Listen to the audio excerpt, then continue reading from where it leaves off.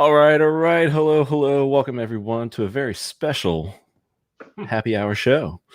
I got with me, I don't know, where do I begin? Former host / co-host on Fox News, Fox Business, op-ed contributor at the New York Times, founder and CIO of Transformity Wealth Management, Tobin Smith. Did I miss anything, man?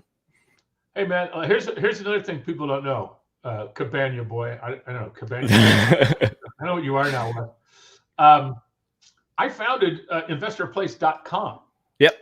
I was a publisher at a large newsletter company, and I started ChangeWave Research, which a lot of people know. It was sold ultimately to is now S&P Global, and we started the first network research project where, when I was setting up Investor Place, and Sun servers cost $2,500,000 for one server. You had to buy 10. There was no cloud. I mean, it was, and so we were trying to figure out what the hell worked, because everything was new. There's 25 people trying to sell you an email system. I mean, go back way back, and those systems cost $250,000. Blah blah blah. So I put together this networked group of people that I had met. We're all trying to figure this out, and we started combining our research.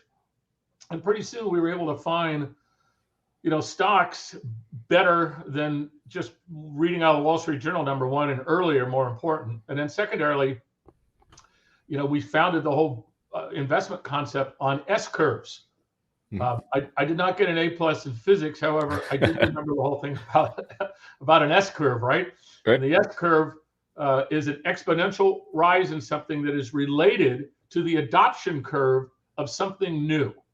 And you couldn't have had, a more S curve rich environment than the internet back in the, late 90s and early 2000s. So, we tested it out. I wrote a book on it, New York Times bestseller, and, blah, blah, blah. Well, when I was out pitching the book, Jim Cramer had a show on Fox. It was called, shockingly, TheStreet.com. And, and Jim, I don't know if you really know Jim, but he's gone through about 20 producers in his life on television. I've heard. You just can't stand him. After a while, you just cannot freaking take it, right? So they had just done a secondary for TheStreet.com, and they had like $250 million of cash, maybe $300 million of cash. And the stock was like $5 of cash, and the stock was selling for like $1.25 after the crash in March. And so at the end of the show, just like our show Bulls and Bears, we would do a prediction. So he goes to do a prediction, and the producer, you have to look at it first. Producer says, "Hey Jim, you can't say that. You can't say you got to buy the TheStreet.com stock at $1.50 because we have $5 of cash. You can't do that." Right? They go to do the show. You get to the end, and Jim, what's your prediction? Oh, you got to buy the TheStreet.com stock, $1.50. So they fired him on Sunday. The tape showed it on Saturday, and then he sued Rupert Murdoch and the Fox News Corporation. So it's not just having a bridge. Why don't you just incinerate the bridge? So they needed to replace Jim Cramer, and I was pitching my ChangeWave stuff in the book, and they needed a live body who had great teeth and a big head. So and there you go. And that's the story. I should have also added, I guess, from what I've known you over the years, food and beverage connoisseur, as evident, cyclist, yes. World traveler. Yeah. Anything else? Yeah. Back on tour. But I and a crypto fan since about 2014, 15. But if I'll tell you that story, Wes, and I'm probably a lot like your fans, except I'm 40 or 50 years older. But well, let's bring in a couple more faces that are familiar with the fans of the show. We got KNTX and Wales Only. We were all chatting in the green room earlier, and yeah, so I guess introductions aren't necessarily in order now because we kind of have a little bit to chat about. But yeah, I guess I just wanted to start off with, how did someone that has been in traditional finance, for a while now, eventually find his way, into this Wild West world of crypto? It's becoming, I guess, a little bit less of the Wild West, but it's still kind of the Wild West, 24/7. I don't know. Shibu's worth $500 billion. And, it's only been around. That seems pretty wild to me. I mean, was it you that put in that $8,000 a year ago or whatever it was? I am or $1,000 Shibu. is worth $8 billion or something like that. But I think it's a worthwhile story in that all the research I've ever done about investing in stocks, particularly, and in trading, but particularly in change wave, the whole idea was that we would find nascent S curves that were ready to explode and then go into their exponential growth.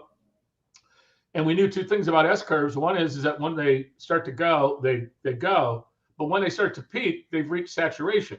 And so one of the things that people would mess up in stock investing is they would hold on to it after it had peaked, and then they were shocked that the value went down. Well, you reach saturation. It wasn't that, particularly if it's any type of software or any type of technology. So blah blah blah. We had a great chat with in our research business with Steve Jobs, and he came out like in 2005 and said, well, we just shared some stuff with ChangeWave. We're talking about doing a phone and so on and so forth, and we put a big buyout on Apple. And then he brings out the iPhone in 2006. I am Jesus incarnate, right? Yep. What was that, pre-split, like under a dime or something? Yeah, my cost basis on Apple is I would be ashamed to tell you. But I have many friends, who bought, like I remember my friend Robin Nepo, she inherited $40,000 in 2006. She put it in all in Apple, and she's worth about $5 million just on that. Yep. And so we've been about life-changing wealth creation by riding the S curve. Understanding the S curve, riding the S curve, and knowing when to get off. It's just the Apple curve never it keeps going. Yeah. So I learned that number one, to appreciate when there's a transformational change, it creates a demand curve that rises exponentially. In other words, multiplies each time, but ultimately reaches a peak. When I applied S curve to crypto, I was like, wait a minute. What is it? 195 countries it trades in, 24/7, 365. Once something hits the S curve, that's a lot of demand. I mean, that's a huge amount of demand. And then it answered the question. Now I understand the supply issue.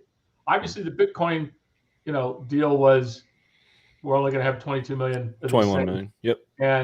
But it was mostly libertarians. I was telling you in the Blue Room when I first was introduced. I was introduced by a guy named Brock Pierce, who now is worth like $5 billion. He played in the Mighty Ducks. He was like one of the kids on the hockey team, right? He was on our show. Oh, was he? Okay. Yeah.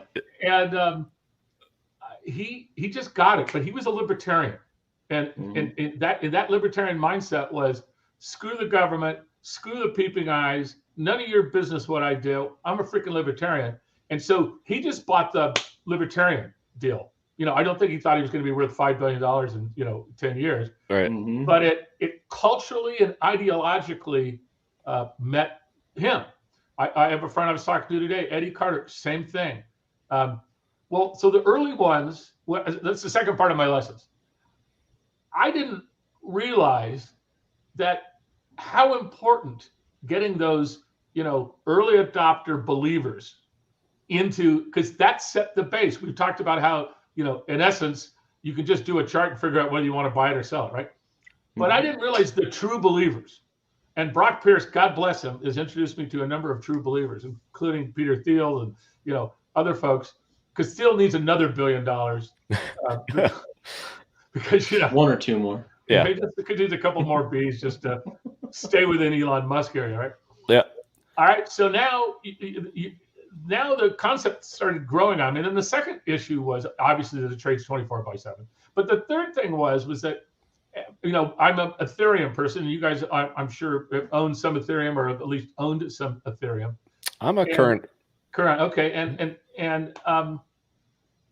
I didn't appreciate sort of the Internet 3.0 concept. If you call Internet 2.0 when we went to wireless everything and wireless broadband, this concept I didn't really appreciate, even though I was like one of the earliest internet guys. Steve Case and I worked for Steve Case in the late 80s, okay? That's how old I am. And so when it finally sunk in, then it made sense that when you started creating these utility, not only the DeFi, but the altcoins, but particularly, things that delivered utility and value, and the way that you got paid by delivering that value was via the coin. And there was a fixed amount of coins. I mean, Shiba's a whole other thing, but there's really 400 trillion or quad, trillion, whatever. It's a big number, but it made sense. But then the other thing, then the next part of this travel was to meet people who were 16 years old, 18 years old, 25 years old, even as old as you, Wes, for God's sake, and who had just made, can I say this word, a shit ton of money. A shit ton of money, you say? Staggering money. And if you're in the investment management business as I am, and I'm also in the investment newsletter business, dude, put your, old thinking away and come in and understand the dynamics. And it's mostly psychological. It's the network effect times, 150 million people who have wallets. It's the network effect of what you're doing. On Fox, you had to have a Fox subscription or, be a cable subscriber. Well, now all you have to do is have internet and you can watch this show and you're going to get much better stuff than you are from Fox. Trust me. I trust you on that. Yeah. So now we have the network's effects of social communication. And then, of course, you got the guy flipping the $1,000 bills on TikTok saying, I was broke like 4 months ago and now, here's my cash. And if I'm 17 or 18 and I got a few shekels in the bank, what am I going to do? Buy Microsoft stock or buy freaking, some of this stuff, right? Mm-hmm. And the only thing I disagree with is using the term invest versus speculate. Speculate. I because agree with that. It is a speculation. Mm-hmm. It's made a shit ton of money for a whole bunch of speculators, but let's just not confuse this. What we're speculating on is that with, 7 billion people in the world, 6 billion connected to the internet, and some people who to put $5 into Shiba would be like 25% of their net worth. The S curve hasn't even really begun. And that's the thing that's most exciting to me is that if you apply S curve dynamics and network effect dynamics and the psychology of true belief, that is incredibly powerful.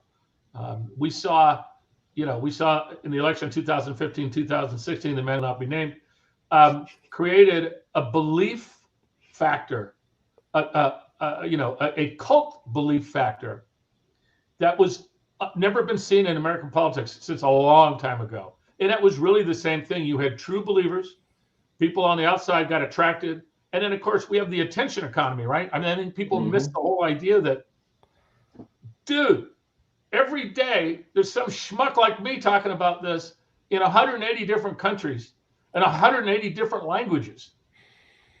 And he puts his wallet up and says, this thing's worth, $2 million. And it's not BS. Here's, go to the Coinbase. Here's the thing. I'm not making this stuff up. Those other 6-7 billion people, they're gonna go, that's not bad. Yeah. I'll throw, $100 in, whatever it is, Schlotzkas, pounds, francs, Deutsche Marks. Rupees. Yeah. Rupees, right. Yeah, I think you bring up a really good point about speculation. I would say like a lot of crypto is pure speculation just because like if you're investing off the concept of a meme, then you can't get any more speculative than that. But I mean, there are some out there who have like legitimate use case. Bitcoin is now it's gone from peer to peer to payments to now we're in store of value, which I think will work and can fly for years to come. Ethereum's kind of like the world computer, the pipes, all that stuff. Store of value, another time, locked value of money HEX is one that we like here. Yeah. And yeah, those are the ones that I can see surviving for the long term. But yeah, the speculative stuff to where it's like, okay, when the bubble pops, like who's last? Once the S curve gets to the top, baby, you're out. Yep. But you can actually log that because it's a logarithmic move, right? Yep.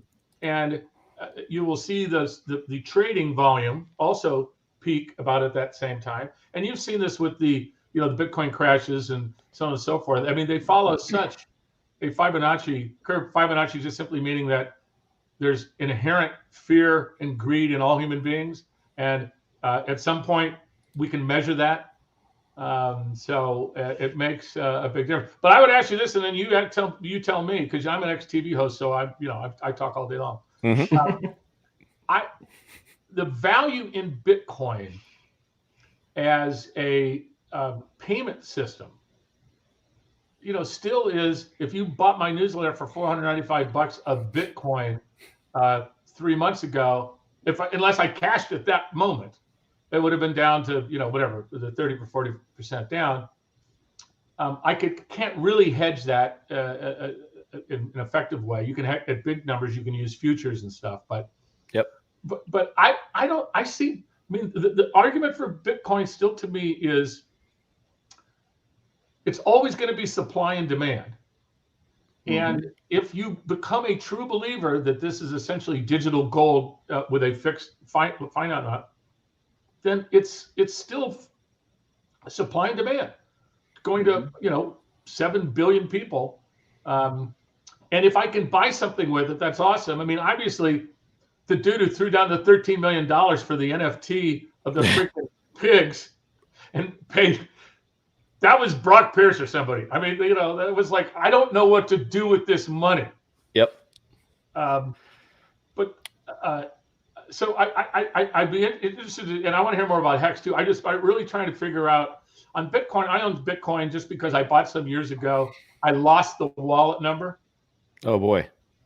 Not 350 million worth. Yeah, but still, I mean, if it was years ago, a few of them. Yeah. And I finally went into the hard drive. I downloaded the computer stuff. I finally found the damn thing. But Bitcoin to me is it's just supply and demand versus Ethereum now, particularly with Ethereum 2.0. With the transition to essentially being the proof of stake versus proof of work. And the coin burning and tokenomics improving. Yes, absolutely. And, getting this silly stuff like. And maybe eventually fixing these gas fees. Gas fees. I was going to say $70. Are you kidding me? I just wanted to buy $8 worth of Ethereum. Right. Asking $70 for the gas fee. There might be something on the way to fix that too, but yeah, we can get into fair. That will fix that. But to me, right now, the most usable technology, DeFi technology, is Ethereum 2.0, which is coming. It's been coming for 2.5 years. It still might be another 2.5 years, or Yeah, it could be. So that one I get. And then when you go down to the Polkadots and you go into the Cardanos and so on and so forth, essentially the ones that are second generation or third generation, they also have value. But then the fourth part of value is network effects. Ethereum already has, 85% of all of that. For me to get off that, to go to something else, I'm not going to do that. I may start a new thing on Cardano or on Cabana. Did you pay this guy to tee this conversation up for us? Because he just seems to be teeing everything up for us. No, man, it doesn't self with pretty much everyone. But go ahead. It's a logical progression. So, exactly. So even though I don't know your name, KNTX, Kinetics. I'm sorry. How did I not figure that out? You can call me Ken. Just call me Ken. That works. I finally got the sort of the 5 important concepts of this, and really when it actually can be Internet 3.0, since I was there at Internet 1.0, and it can't replace freaking data. I'm in Scottsdale, Arizona. Down in Casa Grande is where basically every brand new data center has been built. We suck more energy out of Arizona's nuclear power plant. They have their own cord to the nuclear power plant because there's so much juice. Ethereum going to a proof of stake is going to change the numbers. Remember, the new data out is just out today from the UK is that one Bitcoin mined is $100 of energy. And that was before energy doubled in price in the UK, blah, blah, blah. So the fact that you guys can work on lowering that cost, that energy consumption, that it can be green, proof of stake, et cetera, that to me is 3.0, because ultimately Bitcoin to me is not viable if it's going to cost $8 billion a year of mostly non-green energy. A higher GDP than some countries. I agree. Oh, absolutely. With Argentina now, they use more juice than Argentina. Yep. That's because they're drunk down in Argentina all the time because their currency is worthless. So that's why Bitcoin's so big down there, because every day you fine go in, Malbec wine. Yeah, you go up your Real and you say, like, look, I'd like a bottle of Malbec wine, and they'll say, excuse me, you've got to give me like pricey many more Real, okay? Yeah. But you went it down 50% a day? Yeah. Welcome to Argentina. Hola, ¿qué tal? ¿Cómo estás? So anyway, so I'm with you guys, and I'd love to hear about stuff you guys are doing. We are going to we're starting a newsletter on crypto, specifically for the OFs out there, which is a polite way of saying the old fucks. And I got it. Yeah. So that they understand it, because they can't. You remember, Bitcoin took off 2017 when those kids came home to Thanksgiving and said, "Hey, Dad, I just bought this Bitcoin shizzle for $800 with the money you gave me for my books, and now it's worth $14,000." And Grandma falls over, and Grandpa wakes up, and he says, "Wait a minute, you little stupid idiot! How did you make that money?" And then, boom! What was it?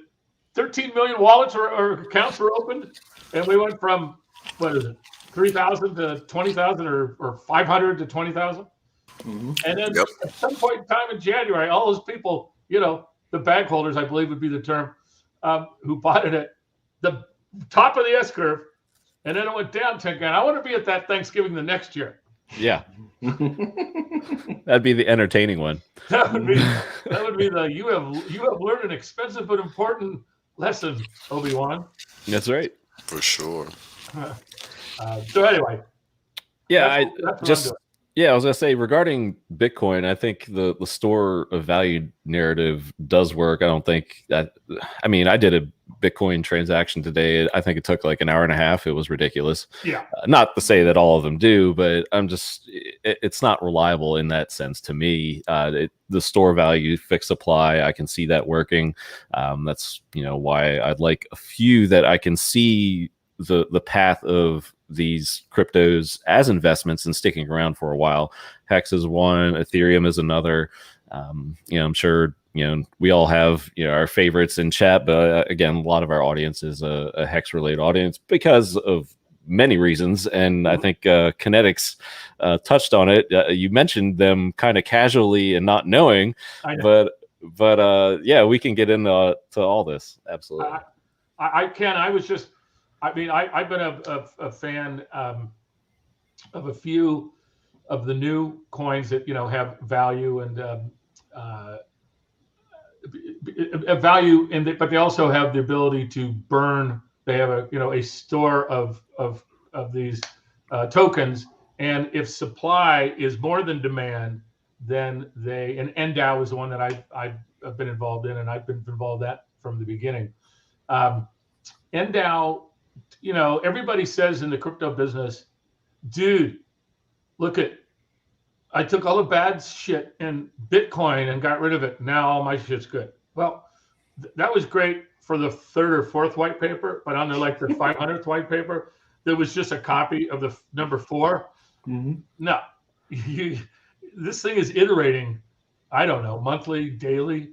But NDAU was, to me, had a lot of value in that their A was a finite number. B, they had the bonding curve, so that if continuation of demand stayed, that it struck at a different price. And when we all did it, it started at $2. It went up to $35. Now it's $24, $25. But it has legitimate value. it's not you're not paying for stuff in NDAU, but they really got into the staking thing, and that's why I was interested in HEX as to your staking strategy, because I don't know how many I have because I've been getting paid in NDAU and interest for a year. But I'm not trying to trade that. What I'm trying to have is build an ecosystem and enough owners that you can use it for its utility. But I would rather just stake it than trade it. And it seems to me like HEX to me was sort of that same strategy. So maybe you can, since I'm taking over your show, Wes, maybe you can tell me, Ken, sell me on HEX.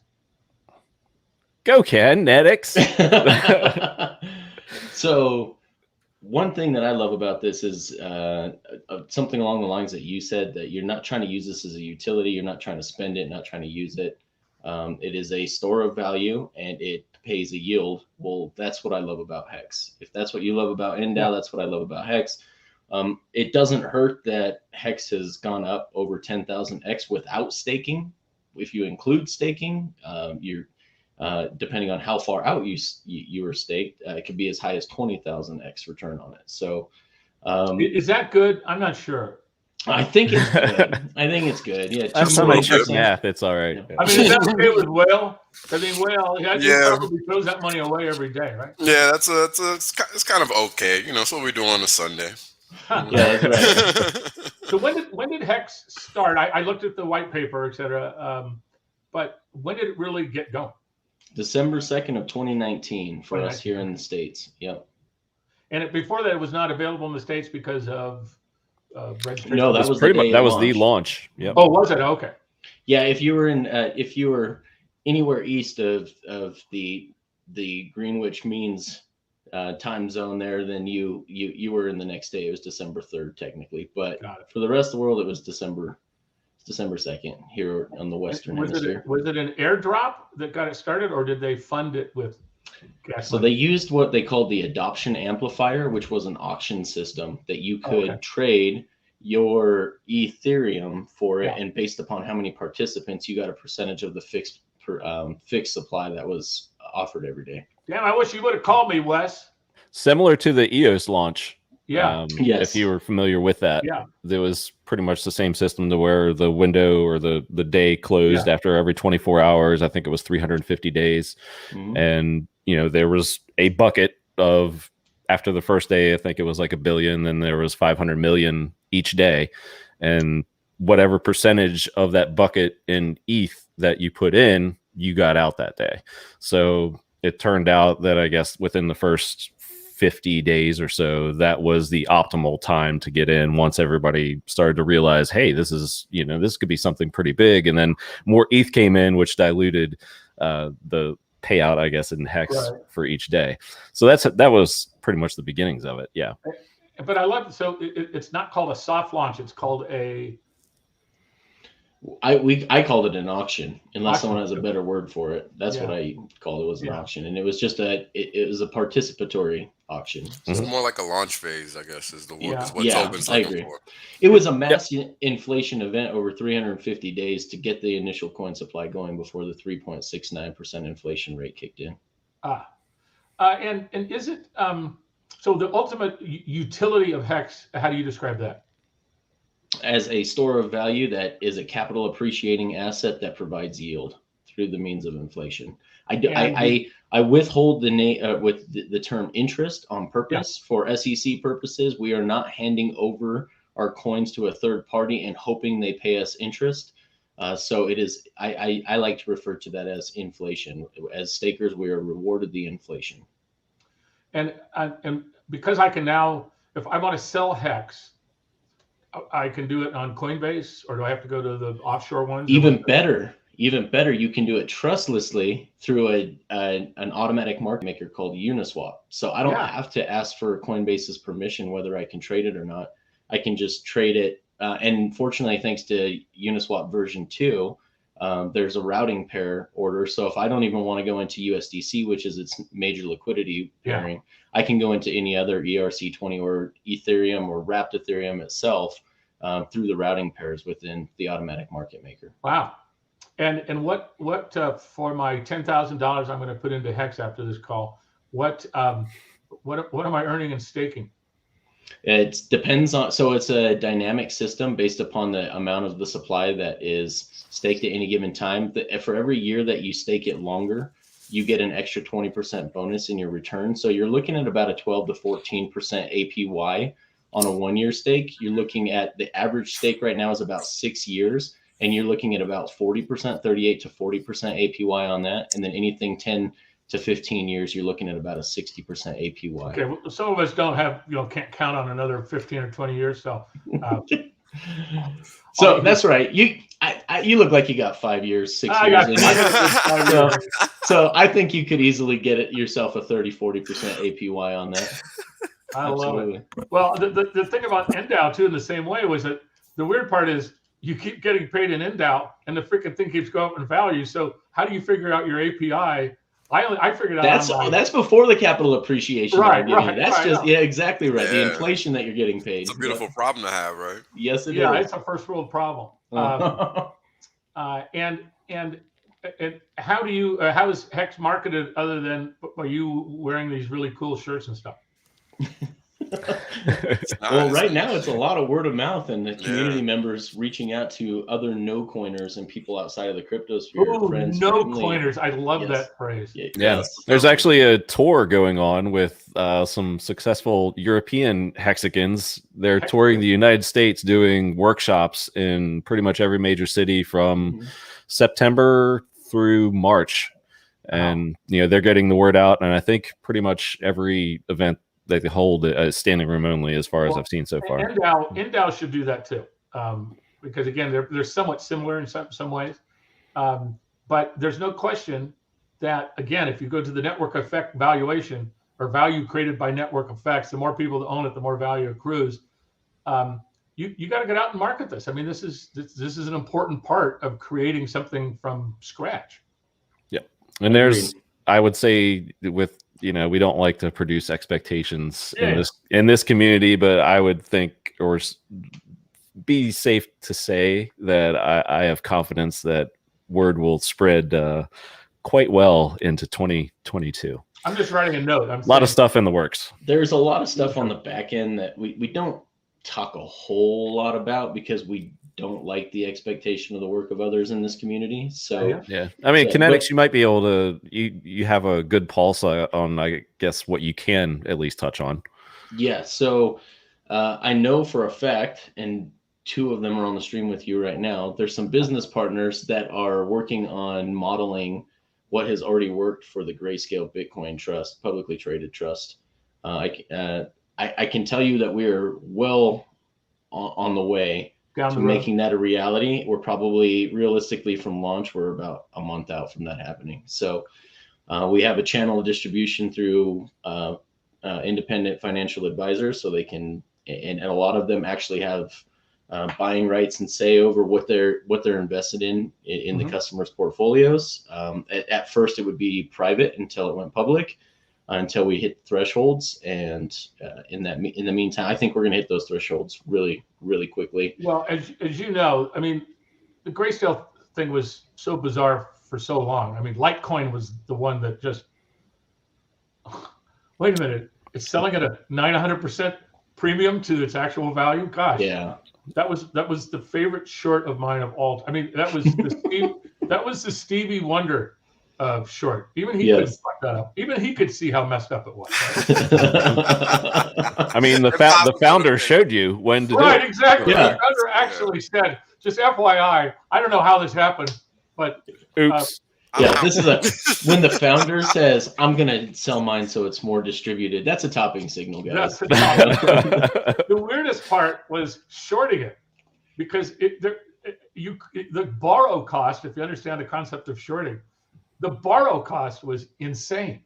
You had to pay the equivalent of like 50% to borrow it because it was so volatile. It's just because there was very not much to lend. Not much available.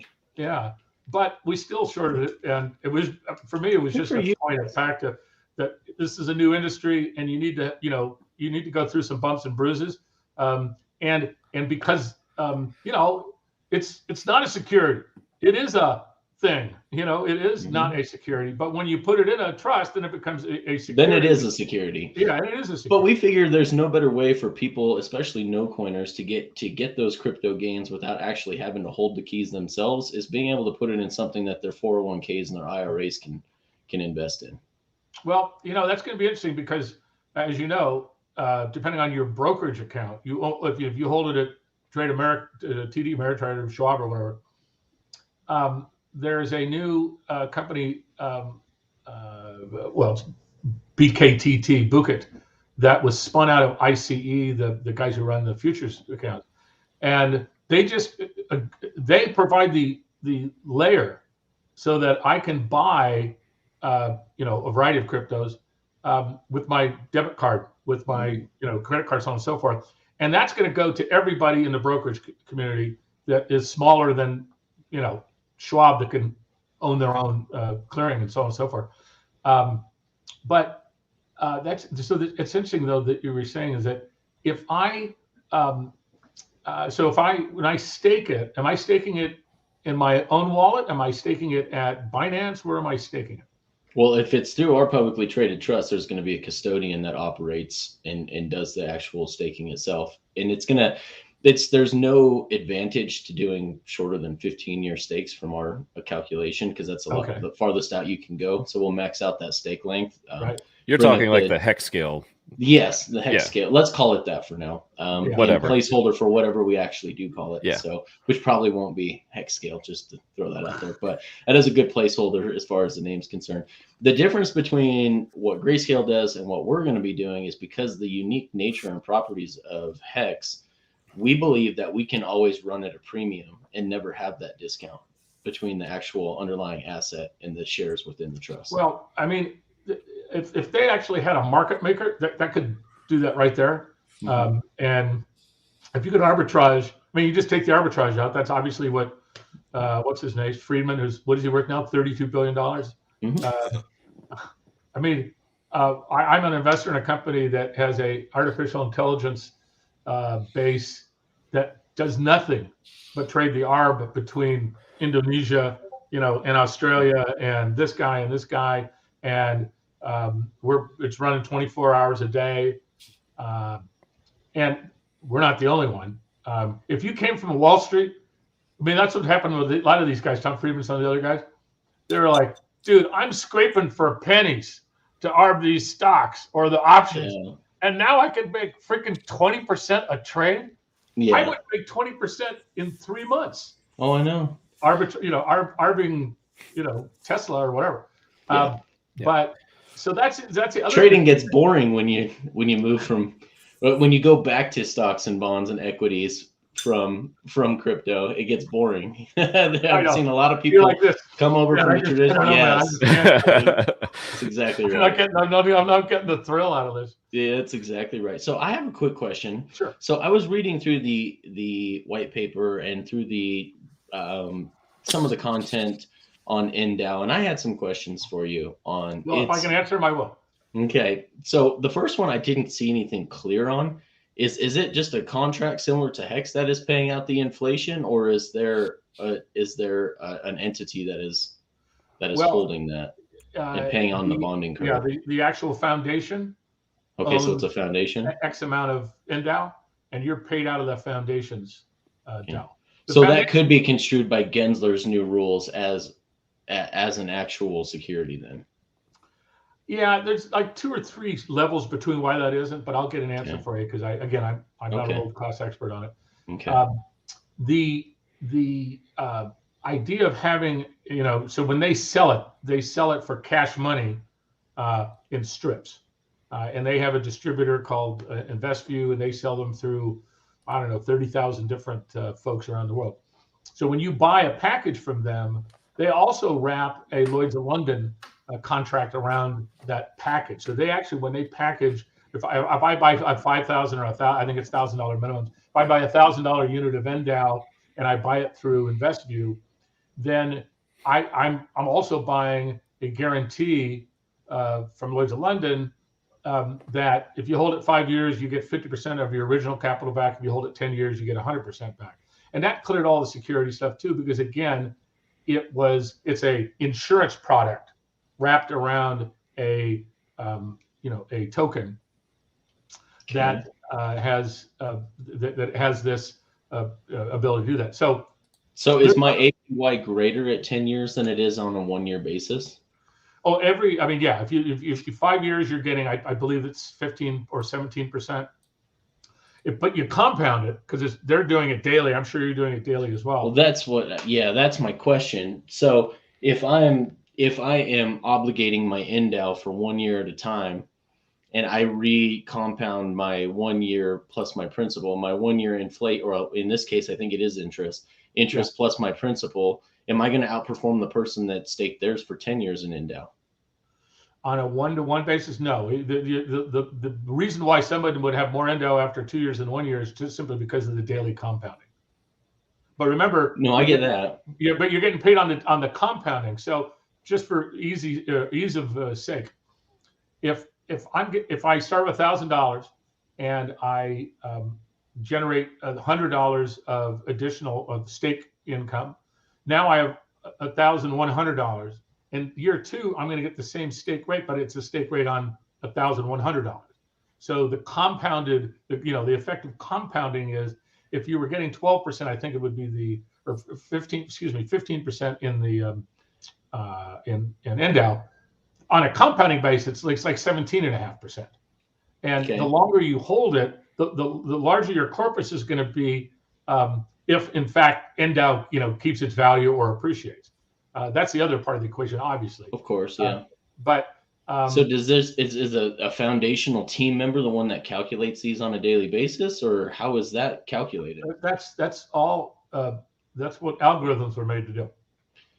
So it's math, and you can go on the sponsor site, you can see exactly what the.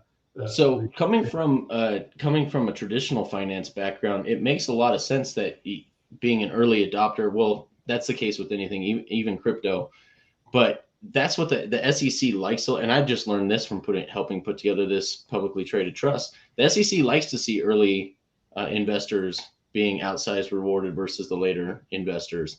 Well, why do you think that is? You know what? I'm not really game theory. Why? I mean, maybe just return of initial investment.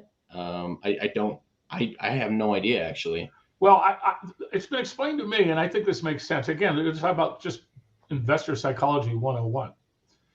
And why are these things been so successful is, you become a true believer if you put $1,000 in and now it's worth $3,000, and then 3,000 is worth 6,000. And, I hated the word diamond hands. Those guys killed me, but what you want to have for these to work, you're essentially, I'm not using the word pyramid, but in other words, you need to have a very strong base. And then you have to, that are stakeholders, they're long-term stakeholders. Okay. Because then the supply and demand aspect works. That makes sense. And but you're only as strong as the base of your building, right? The core of your foundation. So having the foundation locked in for most of us on NDAU are at least 5 years, but most are 10 years. We're not going to spend the money tomorrow. Okay. Yeah. But so going back to my point, then that brings up the question for me: what mechanisms are in place with NDAU that allows there to still be meat on the bone for the later investors? Because I can explain to you why that is super beneficial to HEX investors. The concept, the whole structure was that, and you've seen this recently where they sold a whole bunch of NDAU. No, a lot of my subscribers are NDAU buyers, and the demand was more than supply. So, and when the demand keeps going up, there's open orders. Speculators? Yes. Yeah, they're just open orders. Nothing nothing over here to sell them. You create a new bond, but you do it at a higher price. And there's a mechanism that literally prices it. I think it's 0.7 cents or something. That on demand. On the reverse, when you originally buy the NDAU, 30% of that cash money goes into this foundation. That if you're not, if there's more supply than demand, and it goes over some threshold, it automatically buys and burns the NDAU. It buys it from the individual users and then burns it? It buys it from whatever, wherever it's trading, whatever they use to trade. Okay. But the idea was So it doesn't steal it out of the wallets of the users then? It does not steal it. Okay, good. That's always a good thing. It's a giant red flag as far as I'm concerned. We know of another project in crypto that does that, and is that right? a lot of people fell for it. Yep. Well, they'll be in jail. They'll be in jail. So, send them a thank you note or something. Because they will. That's the other thing that I've learned on this is that, now that they're getting a little up to speed, I mean, think about it. You guys have been doing this long and but I've been observing it from the sidelines forever. The guys, who sold $1 billion of tokens in one day that went to nothing, 5 months later because it was nothing and, it was a total scam. Those guys, that happens in the wild. That was the wild, wild, wild west. That was like the wild, wild west plus, lithium or something. But, uranium too. Yeah, uranium. I don't know. But then, at this point, this whole idea that, how many coins, what are we at now? 15,000 tokens? I don't Every time I go on. I don't actually know, but I know it's in the thousands for sure. On Coin Market, it's at least 12,000 last time I looked. Give it a look. Wow, that's insane. So there is diminishing return, and to your point, Ken, once you need to build a flock. The flock comes to you a variety of ways. But a question I had for you was that I do a lot of affiliate marketing for various things, and I haven't really seen a good affiliate marketing. I know they're out there. I just haven't seen a really good one that says if I bring somebody in that I get paid something, for that referral fee, like an affiliate deal. Is that something you guys are doing, or have you heard of those? No, because we don't expect the work we don't expect expectations from the work of others, because the only person that has a big enough bag to make that effective would be the origin address or its sister daughter accounts, whatever you want to call those. Right. And that whoever that entity is not doing that at this point in time. There are some other, and I agree. I come from somewhat of a digital marketing background, and I agree that is super, super effective when it comes to selling a product. Which this is. It's not a project, it's a finished product. It's the code is locked and modulated and cannot be changed because there's no admin keys, which is wonderful. But that is not something that has been done since the adoption amplifier, the auction days, because there was a referral bonus for doing that. And it was run pretty successfully. I bet. By affiliate marketers back then. I know one particular guy that had over 100,000, I think it was, unique addresses that used his referral code in order to get into the adoption amplifier. So, wow. Well, let me know when you do the next one, would you, Ken? Yeah, you betcha. Because my role in life is to go to the 60-something dudes and say, you got like $3 million with me. Why don't we, for your freaking grandkids or something, let's do a coin, let's do a 21st century fund of whatever, and put it in his name, and then get him involved or her involved, and understand that we also own Microsoft and Tesla and Adobe and actual companies that but for 5% of this, you could get them involved. Why not? Right. Let's talk. All right. Well, I'll tell you the other thing about this. Dude, the guy who put $8,000 into Shiba and now has $4 billion freaking dollars, you can't afford unless you're, Elon.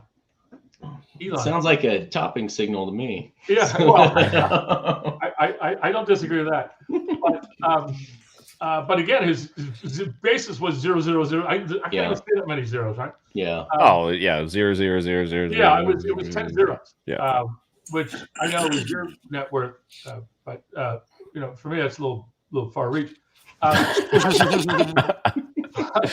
Somebody's got to, if you're an investor who also we trade options. Okay, I trade options all day long, stock options, and some days it's great, man. Tesla coming out on Monday, woohoo, that was nice, right? And then, I was short DWAC at $50, and then it went to 70. That was not very nice, but at least I measure my risk. To not have 3 to 5%, particularly for a young person, in the top quality, not bullshit cryptos. HEX, right? You're referring to HEX, basically, right? Yeah, I'm referring to HEX. Okay. Non-bullshit. I'll have to get another martini, then I'll be going. You would be stupid not to do that if you had that long a time frame. Agreed. So that's really all I'm trying to say is that, oh, by the way, if you spray $1,000 into the top 10 cryptos, that I think, and I'm hoping to get some advice from you guys, et cetera. And you're sitting with the $3 million account with me. What's 10 grand? You spend 10 grand on golf.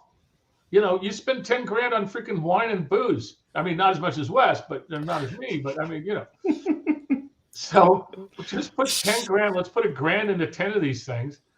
And if one goes up 10 times, then guess what? You're all, you made all your money back. And then you get to participate in Internet 3.0 as long as they have valid utility and they have, honest sponsors. And I assume that they're going to be securities. I don't take the idea that this is a product or this is a thing, so on and so forth. No one's speculating. I mean, you can speculate like in tulips back in the day. Now I couldn't have called those securities, but I think if you're buying something in the expectation of it going up in value, you could say, well, I'm buying art. That's a physical product. That's art. Okay, I get that. If it's digital NFTs, don't get me started on that. Yep.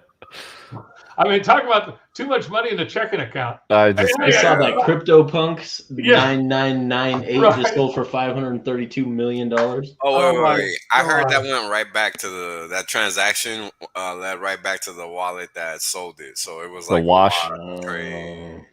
Well, that sounded a little. All it is a little wash trading and laundering of money. Yeah, just a little bit to me. Yeah, just a little bit. Yeah, just a little bit.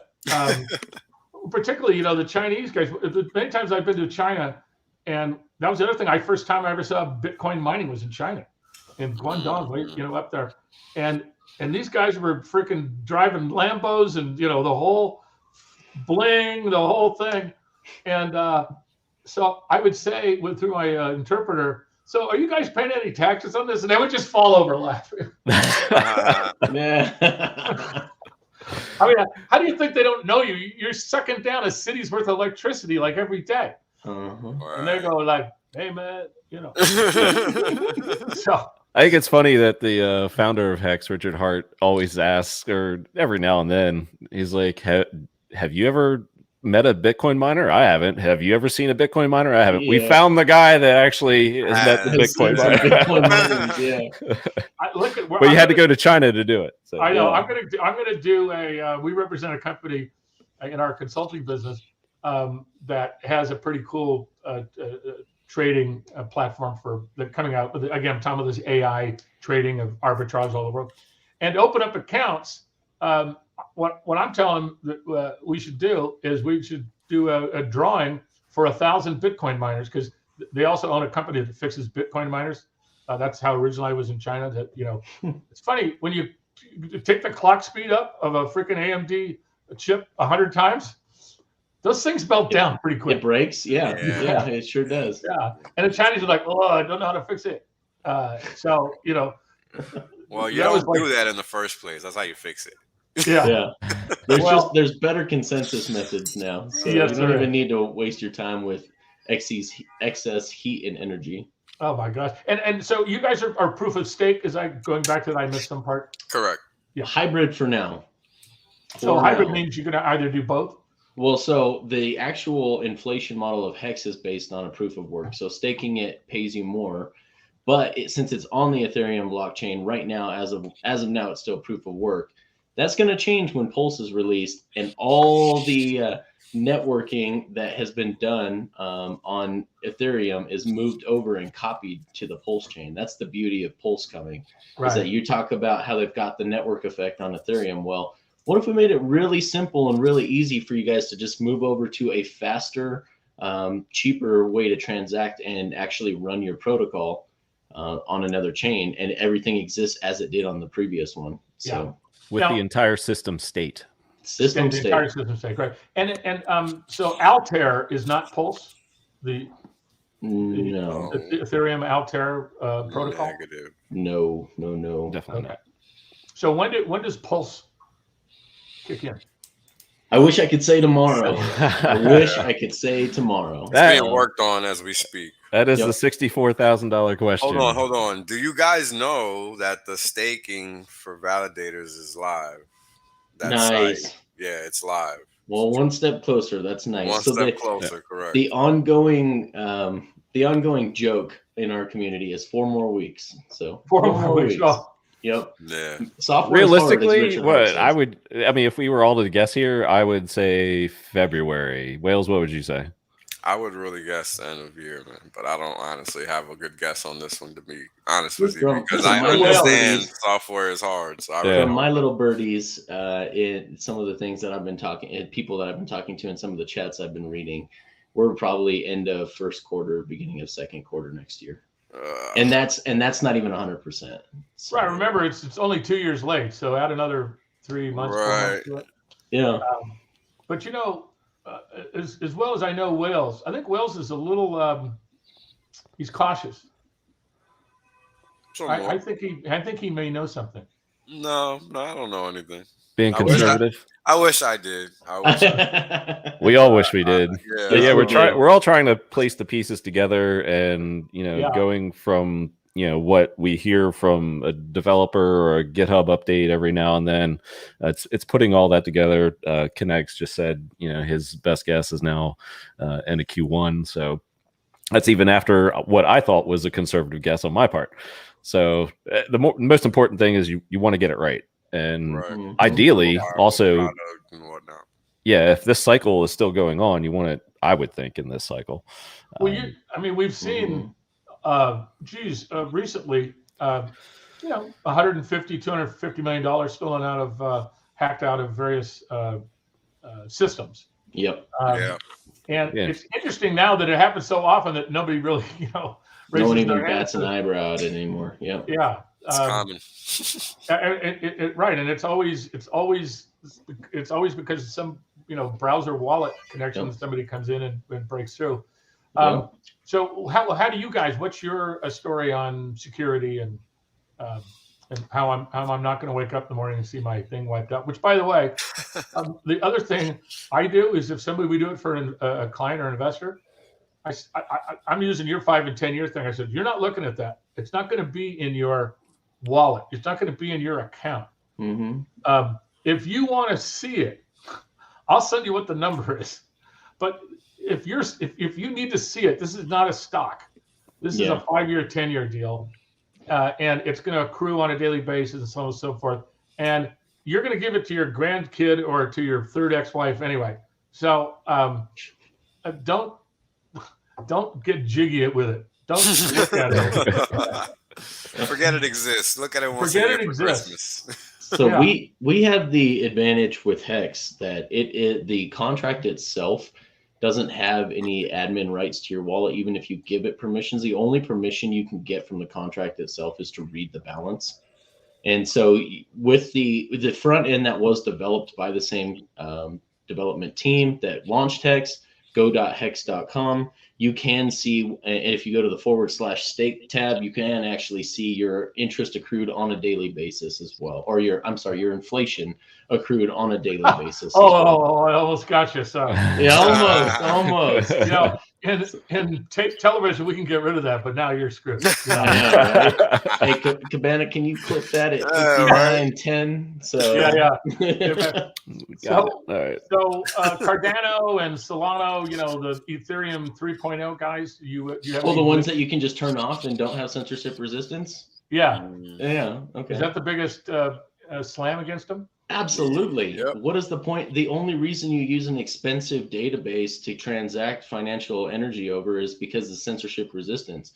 If someone can just turn it off the network and say, sorry, you can't transact today, there's no point in using an expensive database if you and I can just send an Excel spreadsheet back and forth telling each other what our balance is. Yeah. Have they done that? Have they? Solana did when they got hacked. When they got DDoS attacked, they just shut the blockchain down just like that. Yeah. That doesn't really build a lot of confidence. It should not. No. No, it definitely does not. Yeah. God, I would love to go into detail. I don't know how much time we really have, but I'd love to go with these guys' input, go into more detail about T-shares and how that works and how it's simulated compounded interest through HEX so that there's still meat on the bone for the next people that enter the system. Because I like the idea of the bonding curve, but I think at some point in the future, in the next few years, you run into an issue with it just not being your outsized gains of the early investors just beating the heck out of the new investors. Yeah, just as a NDAU investor, there's 3 sets of bonding curves, and one is basically from $1 to $16,404. Don't ask me why they came up with that. Once you hit $16,404, the next bonding curve goes in, and that goes from $16,505, call me a liar for a few bucks there, up to like $64,000. And then there's another bonding curve after that. So that's all written into the code. And that was the other thing to your point, which is that how are you going to get people excited at $16,000 when, schmucks like me are in for $5 or $10? And the answer is because the thing's proven now and now has a network effect. And oh, by the way, hit this button. 94% of the people who own it own all of the NDAU are staked for the next 5 or 10 years. So you've got a corpus of actual, potential sellers like this. That's very similar to what HEX is experiencing. Yeah, very expensive. So I'm curious, it's on its own blockchain. I was looking at that. It runs off of its own blockchain. Is that a proof of stake mechanism? And do you guys use delegators, validator nodes? How does that all work? It's proof of stake, and the complexity of the validators is beyond my pay grade, but I can find out. Because my brief, and I am not a developer. I want to put that out there right now. I'm just a business guy that absolutely loves crypto and finance and sees a lot of potential in this because of that S-curve of adoption that you're talking about. But one thing I looked at is it seemed very similar to Hedera hash graphs validator system. And the problem with that is that we've seen known we've seen people take advantage of the way that operates. Yeah, I'll get back to you on that because the guys who started this NDAU are like the founder of Lycos. You're not old enough to remember Lycos. Search engine, right? Is Lycos? Yeah, I remember Lycos. Well, you're such a pussy. You won't show your face, so I don't know. Yeah. Based on your voice, you sound like you're 120. I might be. I don't know. With baby smooth skin. Yeah, exactly. So anyway, there's some big time dudes in it, and so they like the 50 other people said, we're going to improve on Bitcoin and improve on Ethereum, and let's basically put all the problems over here, and then let's get rid of all those problems. And bonding curve they're not the only one using that. Obviously, there's a fair amount that use that idea. But I'll check out the how the validator system works for you. I don't have the answer to that. Nor will I am a spokesman for these guys. Okay, so we're very fortunate with HEX to have what we call it's a share system. We measure them because the numbers are so large, so that it continues to work for a long period of time, like hundreds of years. Right now we are calculating shares in trillions of shares, so we call those T shares, and it's right now just over 19,000 HEX per T share to get a T share, and the T share dictates how many shares you have. Obviously, dictates how many HEX per day that you're getting. in inflation, not interest, in inflation. Yeah. So did somebody slap you as a child for that, saying that? I mean, I feel like the SEC is about to slap me with the product we're trying to put out if I don't keep correcting it. I'm self-slapping myself. Yeah. Oh, okay. Trying to put that out there now. Right. So we've been very fortunate that the only thing that the price of HEX really is bonded to, so to speak, is the price of T-shares, and the T-shares ratchet up. It costs more HEX to get a new T-share every time someone experiences an ROI within the system. So the price per T-share goes up. Yeah, higher ROI. Well, anytime there's an ROI, period. Okay. So, and is the T-share owner then a validator, or is that the proof of work? Essentially, yes. Yeah. That is a great way of putting it. It's like owning a Bitcoin miner and getting paid daily for running the transactions, but instead it just doesn't waste all the energy. Absolutely. Oh, yeah, exactly. Well, you know, that the Achilles BTC, first off, I don't care who Nashimoto, whatever the hell his name is. Hakulugimoto. Yeah, he didn't see it. You know, he thought it was going to be pretty cool, but I don't think he thought it was going to be worth $500 billion. You know what's not in the Bitcoin white paper? A set max supply of 21 million. Yeah. That was the, you know, that actually it's 18 million now, and then it goes to, and then so he just didn't anticipate it. I mean, and then he didn't anticipate that everybody's going to run their miner at 10x the normal energy rate, and they're going to crank up the AMD or their NVIDIA chip like crazy. So you know, I'm a little worried that you know we've been long NVIDIA for a very long time, thank God. And he's smart man. I'm a little worried that when Ethereum goes to proof of work, whenever that blessed day is, you know, there's a lot of NVIDIA chips that have been bought for mining Ethereum, and in some way, you know, we're going to go through a little bit of what we had in 2018. We had the big crash, and then NVIDIA crashed because all of a sudden 500,000 of their chips came back because they didn't need them. But the energy thing has to be solved. It's not viable if it's sucking down, you know, the city of New York or Argentina. PulseChain solves this.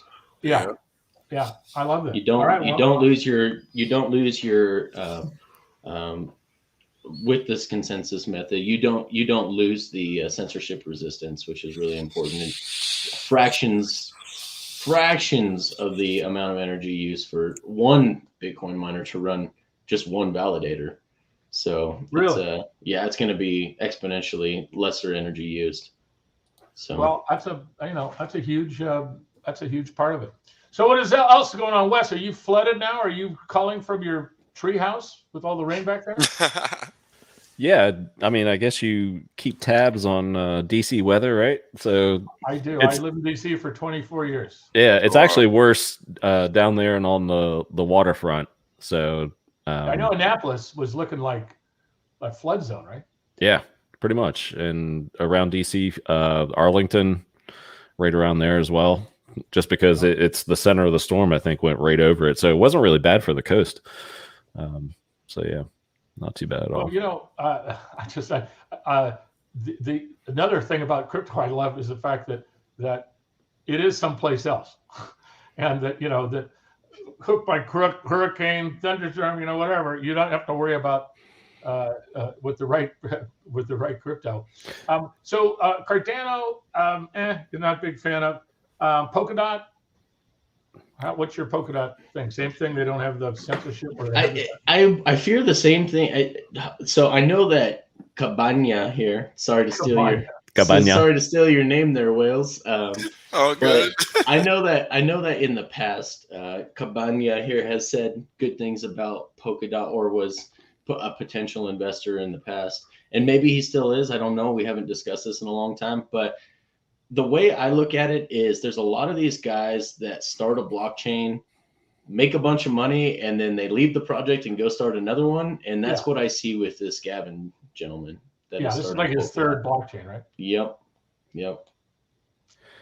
Yeah, so I am still a fan of Polkadot, but I have moved a lot of that into HEX, shockingly. So, and that was a while back. And Wave 3, he's another familiar face on the show. He is a huge fan of Polkadot, Kusama, the entire ecosystem.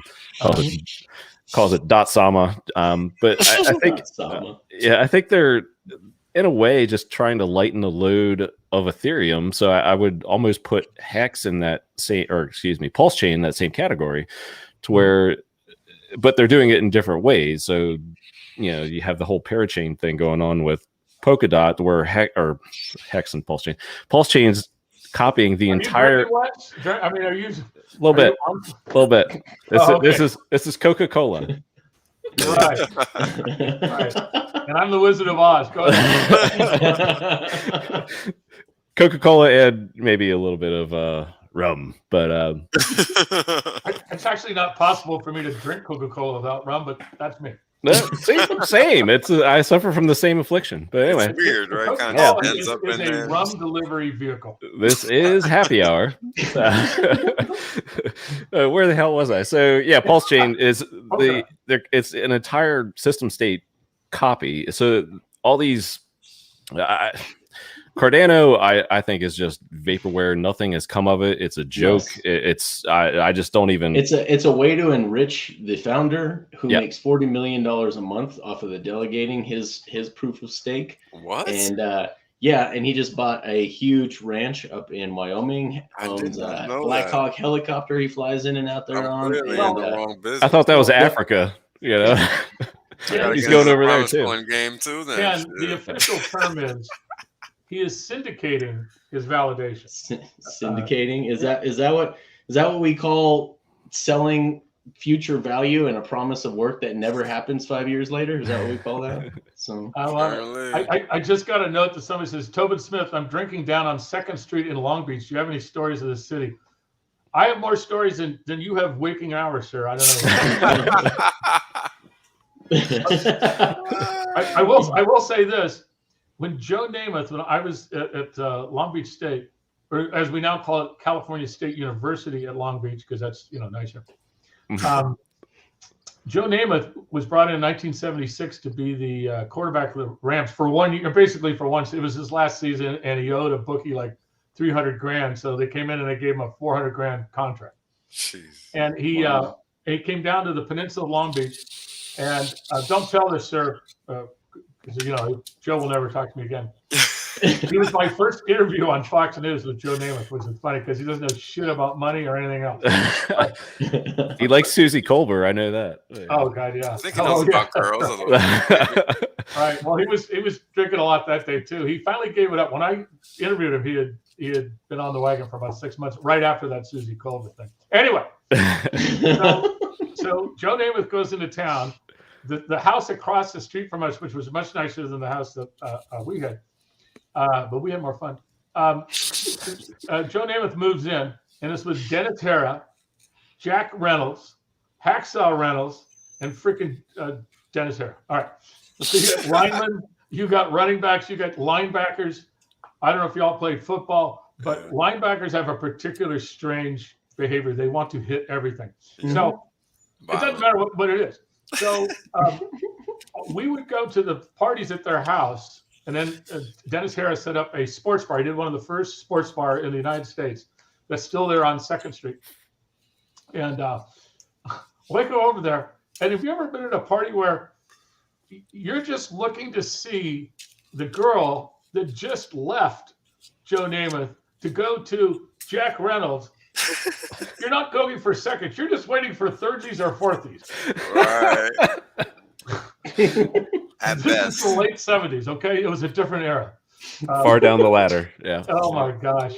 Yeah. The era of syphilis. There was a party there. One of the reasons why the Rams only won like 7 games that year is because they had a party there, freaking every Friday, Saturday. Mm-hmm. They'd go to that football games and then come right back and just the bar would open. And that's where I learned to be a bartender, because I would bartend for them in return for, taking one of the really drunk girls, back to her car so she could get home safely. Absolutely. Yeah. And quite the gentleman. Yeah. Well, but you always get a number. So, and that was before cell phones. I don't know if you guys understand this. I actually had to call Yeah.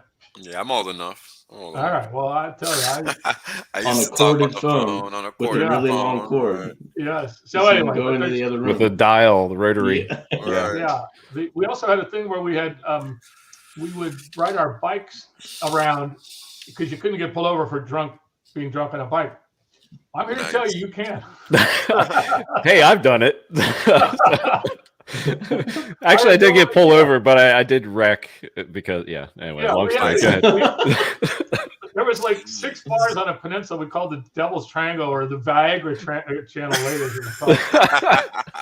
And we ride our bikes down there. We're down at the Rusky Pelican, and then we're coming up to El Paso Cantina, and a couple. We wind up at, I don't know, Dennis Harris' place.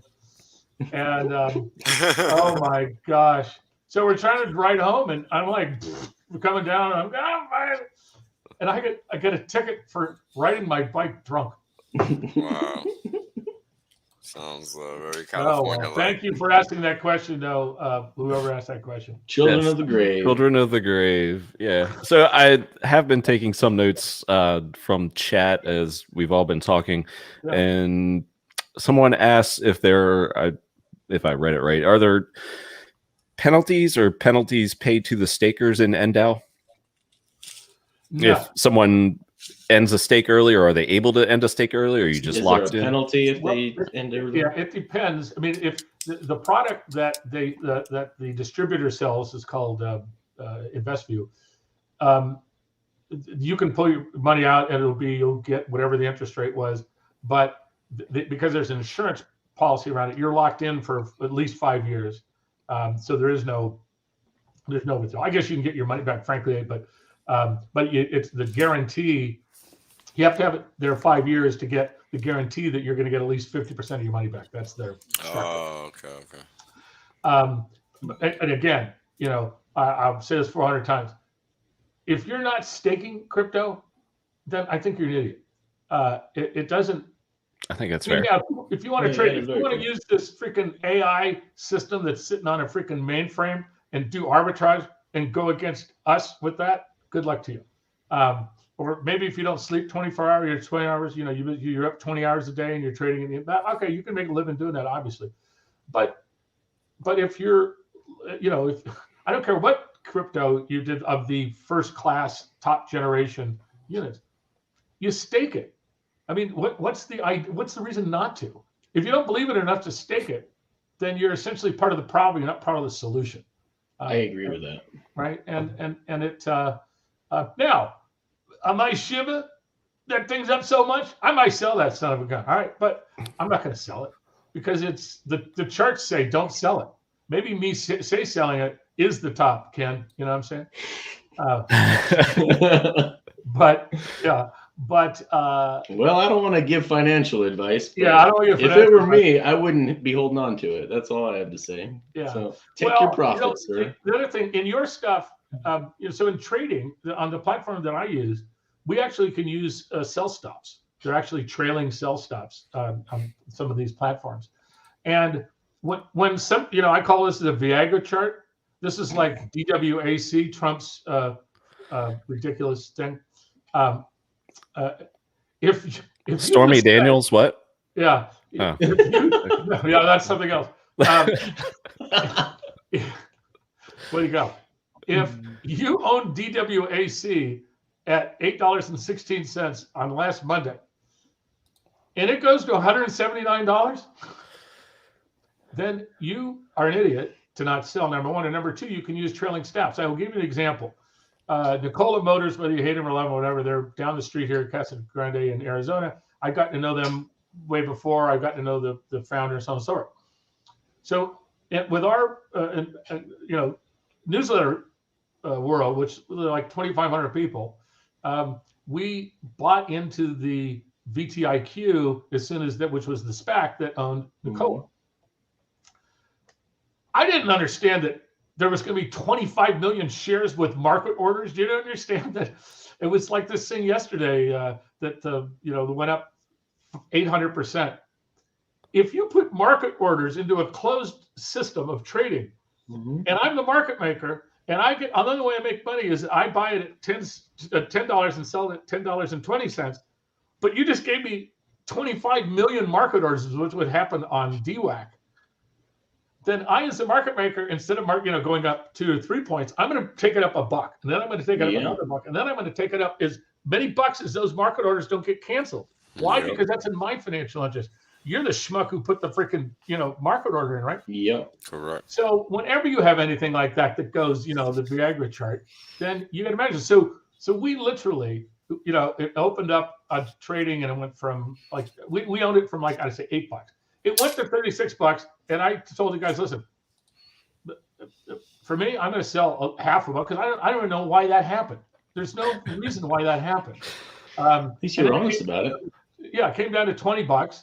Well, I mean, if you don't know, I think that's a great strategy because it kind of clears your senses and be like, okay, reset. Right. Yeah, but this wasn't crypto. I mean, this is a freaking right. Nasdaq stock, right? Yeah. So then the options started trading. So I said, forget that. We're just buying the options. And the next day, it opened at $82 for our $15 option. Ooh. So do that math. Mm-hmm. So now I'm typing out and I'm sending out texts and everything. Say, move it. Let's move it up. So we actually sold those $3 options for, I believe, $68. Yeah. Woo! Right? Now, for you guys, that's nothing. You're used to 10,000. That was yesterday's earnings in HEX, I think. For one of my stakes. I mean, that's hard to get on legacy nowadays. So that's a very nice trade. But the point was that there were some people who didn't open up the text, didn't open up the email, etc. And of course, they're bitching and moaning at me. Why didn't you tell me to sell? I said, open up your email, would you? And your text. Oh, man. Here's the time and date. Dude, I can't hold your hand. You want to, it's a 500. Yeah, you can. People are always going to complain. Forget about it. But I mean, but those are, my point is, those are complete aberrations. Right. It's not a statistically valid, assumption. It's not going to happen often. It's not going to happen very often. In your world, though, but when this DWAC went up like crazy, so I shorted it, and that loss cost me about $3,000 as it popped up, and then it went to 179 for a moment. It was so quick, but I didn't get a margin call, so I knew I was okay. and then we shorted it again, and now we're shorted and via options because there were no options traded. So today we actually broke even, I think, on our DWAC short just with the options. But let me tell you that business, God bless, whether you're a Trump fan or not, that business is not worth $8 billion. No, it's not a business actually. I mean, they're saying that Trump has 85 million following on Twitter. Isn't DWAC a SPAC? Yeah. What would you guess, Wes, is the amount of fake Twitter accounts percent? Oh shit. I mean, I don't know how much is a lot. I mean, what percent? Yeah, 60, 80? I don't know. It's got to be 80%. Yeah, it has to be, because we ran a test on it last year, and you can hire somebody to ping all these pings, et cetera, and see whether it goes to the same internet account, et cetera. And the one guy had 67,000 of them. One, and of course it was in Ukraine. But I'm sure that knowing Mr. Trump, that they were very happy to pay to get those Twitter addresses, those Twitter followers. Yeah. Fully cognizant of the fact, at least Brad Pascal actually knows what he's doing. I mean, all social media is BS anyway, so it doesn't really matter. Yeah, it is. So, what are you a big fan of besides HEX? Not much, honestly, because I've been on Wall Street for 10 years. I've been playing the game for a long time, and it's all bullshit, right? Oh, wait a minute. You're imputing what I've done for 40 years. No, not at all. Well, here's my deal. When I joined the game, it was literally because of the financial crisis. Right. So everything I learned was literally from the ground up. I was one of the few people that understood exactly why the system broke down. And that was because of the commercial paper market, subsequently the asset-backed market, and then subsequently the mortgage-backed market, and so on and so forth, right? So, what happened? What happened is that all the people that shouldn't have gotten saved, got saved. Well, why? I don't argue that at all. Right, but that's the problem. So I know. If you are going to reward losers, well, what game is there to play? There's no game to play. So I walked into a trap. That's the way I viewed it as a youth, and this is why nothing is better than crypto. And this is why I'm such a strong proponent for HEX, because I saw it from the ground up. Nobody can tell me otherwise. All right. That's HEX, someone asked a question about HEX. I want to tell you a quick story, though. Again, this goes back to psychology and human behavior. When Merrill Lynch and Lehman Brothers and other guys, companies went public, all these brokers were always private partnerships. Sure were. Right? Yep. So what that meant was that a smart guy, when I used to do stuff for Kidder Peabody back in the 80s, I was syndicating used auto debt, believe it or not. At that time, interest rates were 18%. Double digits, for the prime. If you wanted to get a loan, because in California, where I was originally from, if you're a dude, you had to have a car. If you didn't have a car, you get no girls. And if you had a shitty car, you definitely you had no weren't. Definitely bottom of the barrel then. If anything, your car was basically your status symbol, right? For sure. So my friends, Bob Hunter and his dad owned all these used car lots on Huntington Beach Drive, down at Huntington Beach, and he was paying like 35% because he'd write the paper, and oh my gosh, what happened was. But they were getting killed by the banks, right? So I said, well, why don't we buy the paper and we'll, send. And anyway, it worked out great. We made a whole bunch of money. So I go back to New York. I'm the golden boy. And guys would come up to me and they say, Toby, I know you. I remember you were Harvard, 79? And I say, Cal State Long Beach, 79. And they go, they would just laugh. They would say, okay, you're Yale. That's right. I'm sorry. What an asshole I am. And that was my eye opener. Okay, well, I didn't, but I got beyond it because for making $250,000 a year when you're 23 years old is okay. And nothing like West makes. A little bit. Yeah. I mean, I don't knock it. That was when $250,000 was real money, pal. Okay. I don't knock it because it's made me the person that I am today, and it's made me a very well-read person. Has made me a very well-educated person because trying to figure out the game is how I've become who I am today. Awesome. So I'll finish the story though. Sure, go ahead. The reason why the whole thing crumbled was what I discovered, and other people who'd been inside the part of it. When I'm a public company now, and I can buy these mortgage paper, because I was doing the same thing with this car loan, but it's the same thing. It's called gain on sale. At the end of the quarter, I can recognize those profits if I need to hit the EPS number so my stock goes up, because the only reason I care about the stock is I'm now getting paid like a tech guy in the 90s and the 2000s with stock options. And remember, if you made it to 50 on one of these big Wall Street firms, wife number one, long gone, but man, she's still around till 70. Okay, trust me.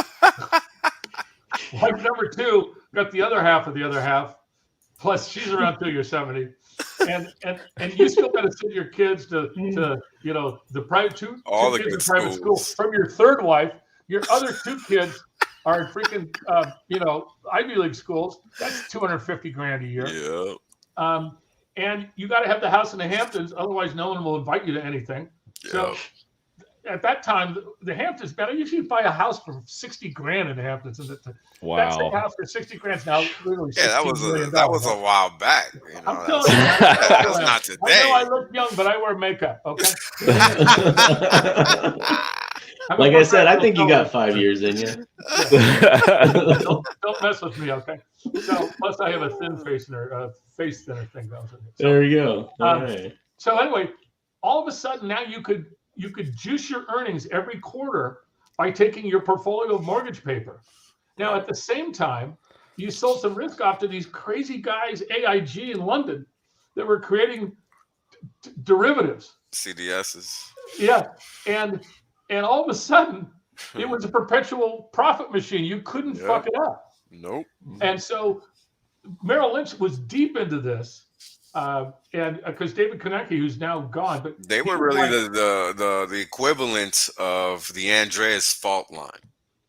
Here's what I'm trying to get. I'm sorry, it's a long way to get there. No. It's a great story. It's a great story. Please keep going. The reason why that you could do this is because computer science geeks in the 90s, if you're you go computer science or you're into You know what you did? You went to go work at a college. There was no jobs for Yeah. you. You just taught other people about computer science and algorithms and all that shit. Well, all of a sudden, now you get MIT guy would get $500,000, $1.5 million to create these trading systems so that I could ensure a profit on my paper. And everybody used the same credit score. It's called the ALS score.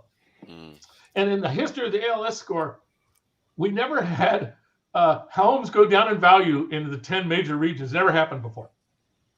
So everybody, since they were using the same algorithm, the same input, they said, well, we're gonna leverage the shit out of these. You know, we were gonna use credit default swaps, which nobody knew what was. The CEOs didn't know any of this shit. They didn't know what a credit default swap was. They didn't understand what an algorithm was because they were old school, man. They were from the 70s and 80s. But what they did understand is they could call down to the guy who put these together, CDS together, and say, listen, I need a $18 million additional profit, and so make that happen. And then they would pay the guys in AIG in London to create a credit default swap that would appear that there was no risk. And it was only because the CEOs and the CFOs had no idea what those dudes were doing. And as soon as Lehman cracked, then the defaults actually happened. When the defaults happened, everybody got the $4 trillion margin call. Yep. And you had to have that. That's why when I was reporting for Fox on September 16th, I can remember like it was yesterday, I go into the Senate floor, and there's 10 senators walking in, and the chairman of the Federal Reserve and Hank Paulson. And they're there for about 15 minutes. When they come out, I mean, I'm in Scottsdale, so I have a tan. All right, I don't know, Wes. I don't know what's going on. You got the freaking sun. I just got back from Maui too. I know. These guys walked in with my face color and walked out with Ken's face color. Because the chairman of the Federal Reserve had said, if we don't do this thing, I'm going to create this word called TARP. And if we don't inject about $2 trillion of Federal Reserve money into all these banks and all these other guys, then we're going to have a bank run on Monday. This was Thursday. We're going to have a bank run on Monday that you not believe. And we will be, the economy will fold like a cheap suit or cheap tent. And that's why they did that so quickly. Everyone was sort of kidding around the edges. Until when Lehman came down, they looked at the book because nobody knew what a derivative was worth to begin with, because they're all bespoke. There's no trading element to all these derivatives. Correct. They're all just, hey, what's it worth? Hang on. Okay, it's worth $54 million. Okay, let's just round it up. And no one knew what the exposure was. There was probably 18 trillion with a T of credit default swap derivative thing. And when those things fail, the bank has to go in with a cashier's check the next day, and they couldn't do it. So I'm with you, brother. There was a lot of things that made that happen. And crypto, one of the things crypto has to do is prove that that's not possible again. And that's why I get worried about the Bitcoin, Ethereum, but the Bitcoin futures, the fact that I can go onto my Binance account and with a $400,000 in it, I can buy $40 million of Bitcoin. Bitcoin, right. That's a problem. And it's funny. That exchange specifically that you just mentioned is known as a problem place, specifically for the fact that if you are one of those parties that engages in leveraged trading, what ends up happening is that they scam wick you. And what that means is that it's kind of like what happens on the legacy side. If you have a brokerage account, all of a sudden you got long, right? And say this happens a lot on futures. That's what I traded a lot of. I traded a lot of futures. So if you have a low, no wonder your voice is so low.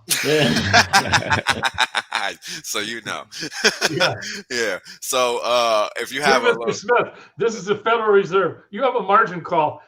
It's 9:22. If you do not place the cash by 9:59, sir, we will sell all of your account. And if you ever met the ladies up in that cashier room, they're not very nice. No. They're not going to work your order to get the most out of it. No. They're going to sell everything at a market order until we get the cash, stupid idiot.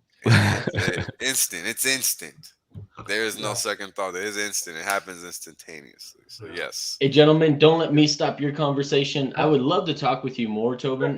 There's a lot I would love to go over in private with you. Let's do it.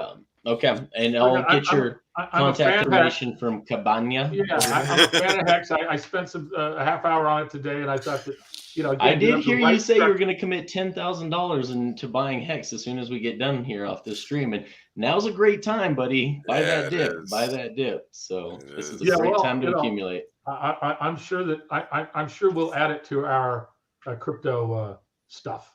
I appreciate it. Yeah, I can't wait to talk with you more because there's a lot about this industry that I think would be very helpful to help educate the people in your newsletter. So well, super. And again, we're going to start a crypto newsletter. I mean, it's not like the crypto industry doesn't have 435. It's the most covered industry I've ever seen for being as young as it is, and with really high quality stuff. Yep, I agree.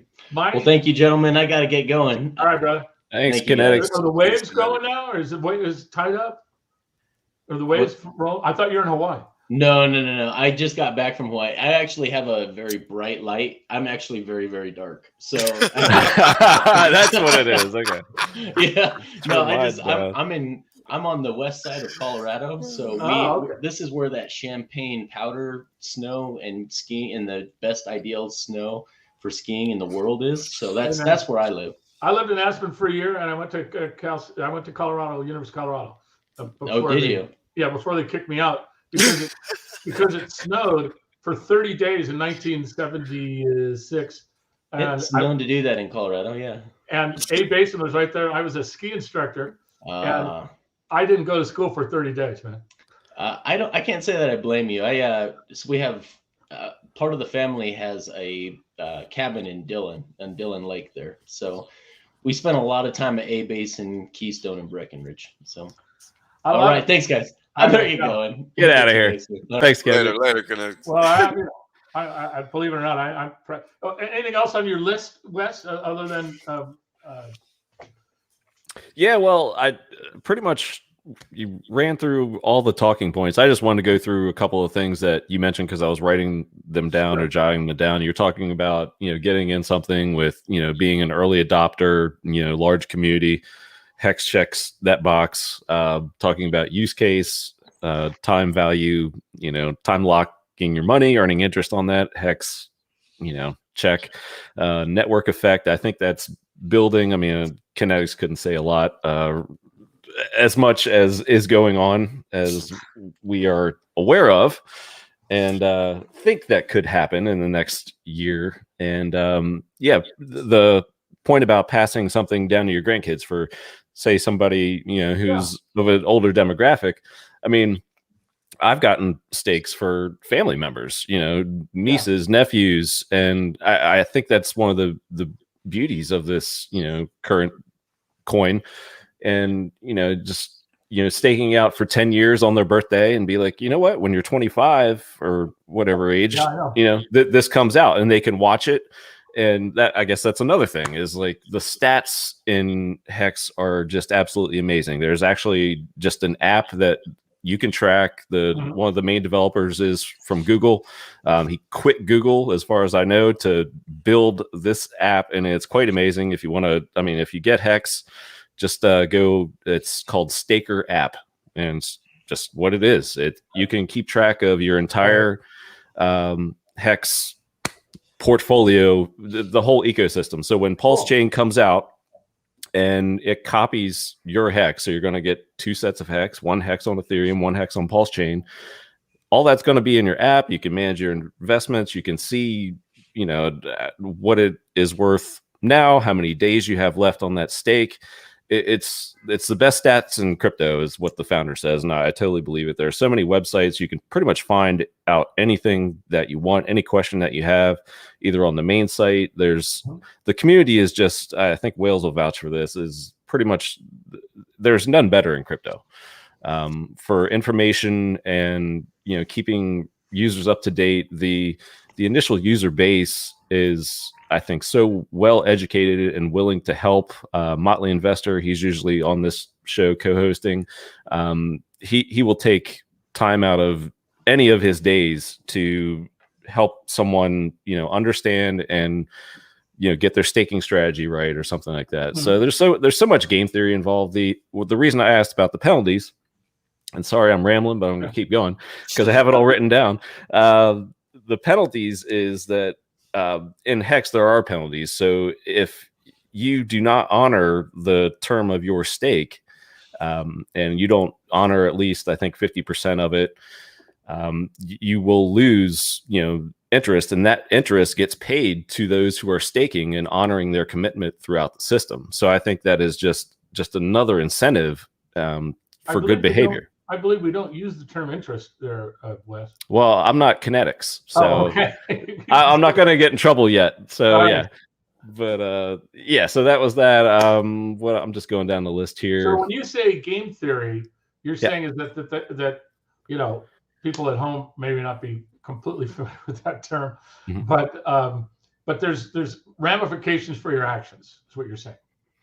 There's penalties. Oh, absolutely. If you don't honor the commitment that you laid down, then yes, you will get penalized. I think that it's pretty much like a bank too. If you don't, you want to pull your money out early, it's just the CD in a sense, even though it pays way better and the price appreciation multiplied by the interest could be just awesome, which it has been so far.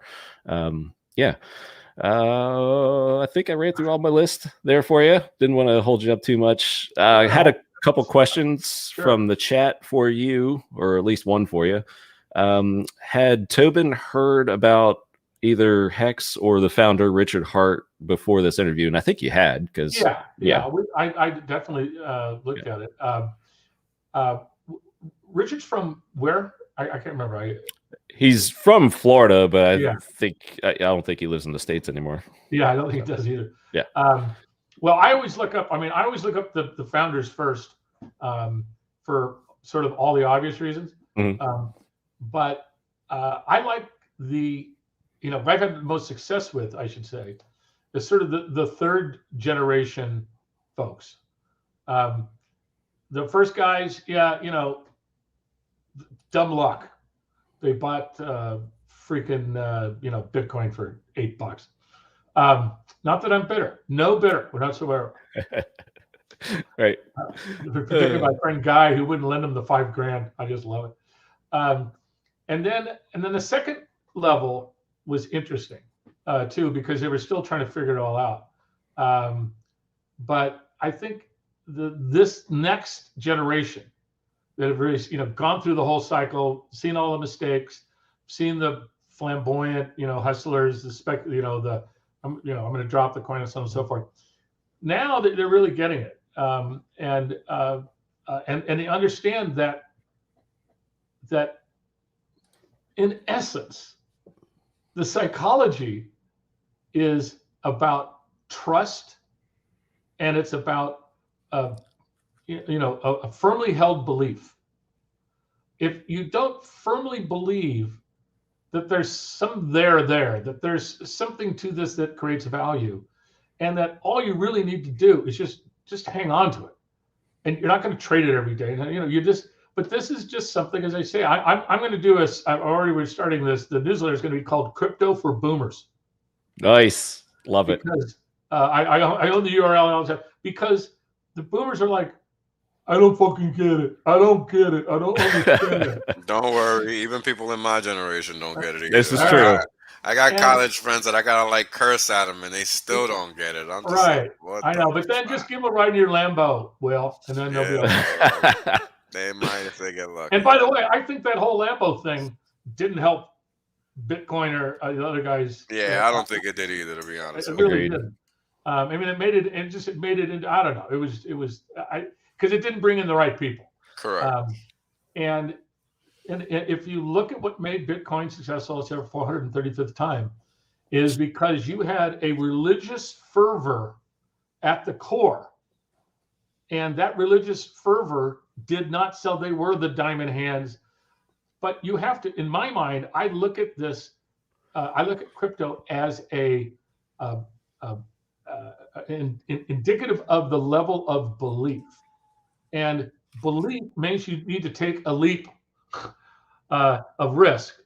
But if you populate your crypto with all the correct technological, etc., and you have the ability to gain followers. I use the analogy all the time on crypto that it is much as a religion as anything else, in that you have to have core beliefs. And if you have these core beliefs and that your crypto aligns with those core beliefs, then you don't look at it daily. You don't care about it daily. You're investing in this third internet, and who knows what the third internet is really going to turn out to be. I got to tell you, the first internet took a long time. I find that, to get in the third generation of the internet with non-centralized servers and blah blah, all the things that now you can do. If you can't believe in that, then don't freaking waste your time and money in crypto, because the first time it goes down 40-50%, you're gonna have a heart attack. And that's the nature of crypto. And that's one of the beauties of staking coins, is you like them, is like you're staked. The ride is way smoother, right? And there's less freakouts. I mean, yeah, it's going to happen with any investment community. You're always going to have a group that is like, they can't handle price dips, or they happen to buy like right before in crypto, say like a 40% dump or something like that. And it's like, oh my gosh, what did I get into? And it's like, okay, well, if you use it properly and you stake and you're years out, chances are you're going to do really well. It's that holding on mechanism that, really, serves you best if you just trust it and honor it and, make your own reward. I use the other analogy of that a crypto is like a baby. It's got to grow up. And that, you go through cycles, and sometimes you're kicking ass, and sometimes you flunk third grade. Didn't happen to me. It happened to other people. I skipped third grade. I went to but I did because we had a bunch of dum-dums in my class. I think they recruited the stupidest people in San Gabriel Valley, and they put them in our school. But I'm just going back to say, you have to believe in Internet 3.0, that with all the brain power that's been thrown at this, that there's a better way. Just like highways started out, were roads, and then we had highways, and then we had freeways. And this thing is going through rapid acceleration. But if you have intrinsic value and you have the structure inside, you're creating value. And the value is because people believe in it. The value is because of supply and demand. The value comes from supply and demand because 186 countries and 6 billion people can put 25 cents or a dollar in, or $10.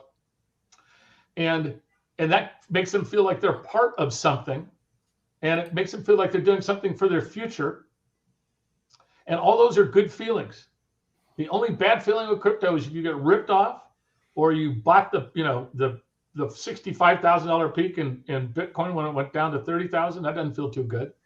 But then I believe you effed up. You shouldn't have bought it and not thought that you could have a 50% pullback. That's inherent, particularly with Bitcoin, for God's sakes, right? Because human nature is what drives this. And the levels of Fibonacci levels show where human beings typically get fearful, get strong, get greedy, these are all innate from the plains of northern Africa, where we all came from. And we have in our back of our head this little brainstem. That brainstem is a fight or flight thing. And you have to understand, as an owner of anything, particularly something this volatile, is it's not a stock. You don't care about what its value tomorrow. What you care about is, do you have the right sponsor? Do you have the right structure of the coin? Do you have the right community? Do you have the right, and it will take care of itself if you're willing to stake it for 5 or 10 years and not look at it. End of preach. I'm done. Right. So let me ask you, Tobin, because I got a question for you. Sure. For me, it was a little bit of a hump to get comfortable with the idea of just holding crypto.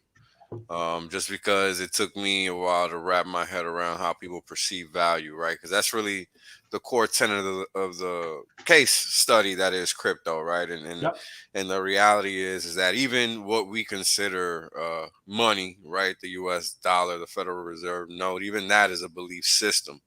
right? So how'd you get comfortable with understanding that you could do this with crypto as well? Because it does take a little bit of understanding of the simplicity behind what it is. Yeah, I mean, first off, I'm not a libertarian. So if you remember the libertarian thing that got Bitcoin going was that fiat currencies, because they get continually Devalued over printed, they time. get Right. quote unquote devalued. Mm-hmm. But let me tell you, I have a degree in finance. That's not exactly how it works. And you know, I love the term printed. Mm-hmm. Because the people have this idea that the Fed says, okay, boys, we need another $1 trillion. Get the printing press out.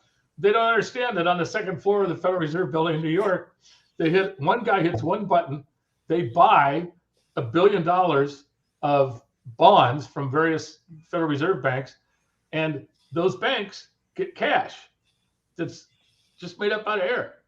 And so when you look at that, you say, well, yeah, but that's backed by the income, the assets, the taxability of whoever's issuing this stuff, and all things being equal, that works, right? But I would say this: don't confuse it with fiat money, because money is fungible in all sorts of ways. Before people took the word fungible out and made it into a digital product, Mm-hmm. And crypto has specific values that it creates that have nothing to do with fiat money. Is it a hedge against the dollar going down in value? Well, you know, Ethereum's hit a all-time high today, and the dollar is up in value 4.5% this week. So is it correlated? No, it's not. It's a whole different ecosystem. Mm-hmm. Nobody who's traded, my guys on the trading desk for bonds are doing $50 to $60 billion a week in bonds. Mm-hmm. Do they give a shit about what HEX is? I mean, they live in a whole different world. Oh, by the way, they borrow 90% of the money when they trade those bonds. There's a reason why bond traders make it to about 45, and then they're whiter than Ken. Right. They never get outside. They just trade all day. As soon as 3:30 hits, man, Mm-hmm. they're down at the what bar that I can't remember, downtown New York. Anyway, the way I got comfortable with it is just to not look at it as a currency, to not ascribe fiat, calculations. Because if you learn anything about fiat money and about currencies, there's only 4 currencies that count, and for one currency to go up in value, another currency has to go down in value. Correct. Well, a lot of people don't understand that well. So in crypto, that's not the case at all. They're not correlated. And that separates the men from the boys, I think, on the concept of it. And then, the third thing is network effects. The fact that 24/7, 365 trading, 180 countries, 6 billion people. I live in a community where there's guard gates, and the guy comes and cleans everything, and so it's really beautiful. Right. But those guys in India, who have the best working stock market this year is India. Why?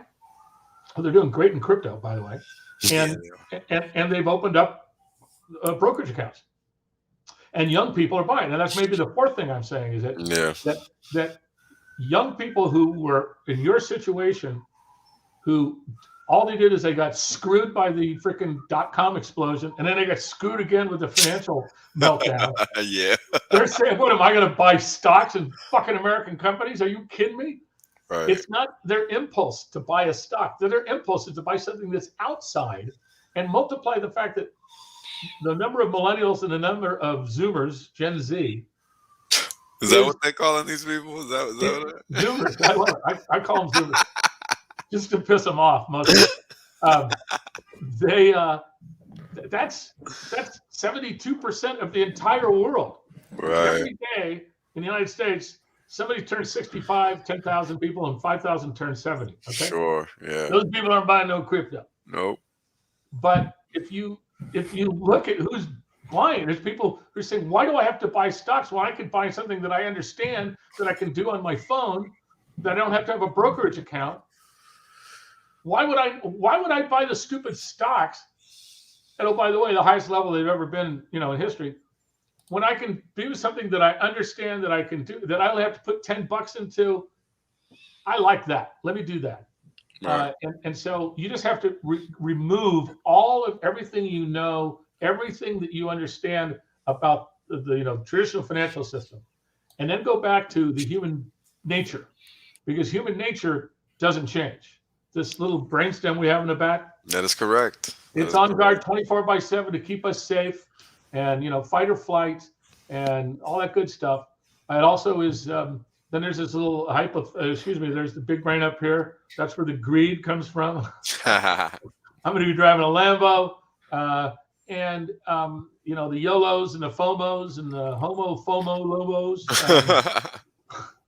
So I mean, I note here, does Tobin think the U.S. is going to squash crypto? No. The United States is going to do is the SEC is going to regulate certainly the stablecoin issue. That's insane. I mean, it's insane that somebody can create a coin that's backed by U.S. dollars, but in fact is only backed by 20% U.S. dollars. So that's where you have a whole meltdown. Because again, go back to the financial meltdown. Everybody wants to turn in stablecoin. Well, there's really only 200 million here, and we said there was 2 billion. Oh, well, we want our 1.8 billion back. Well, we don't have it. Boom.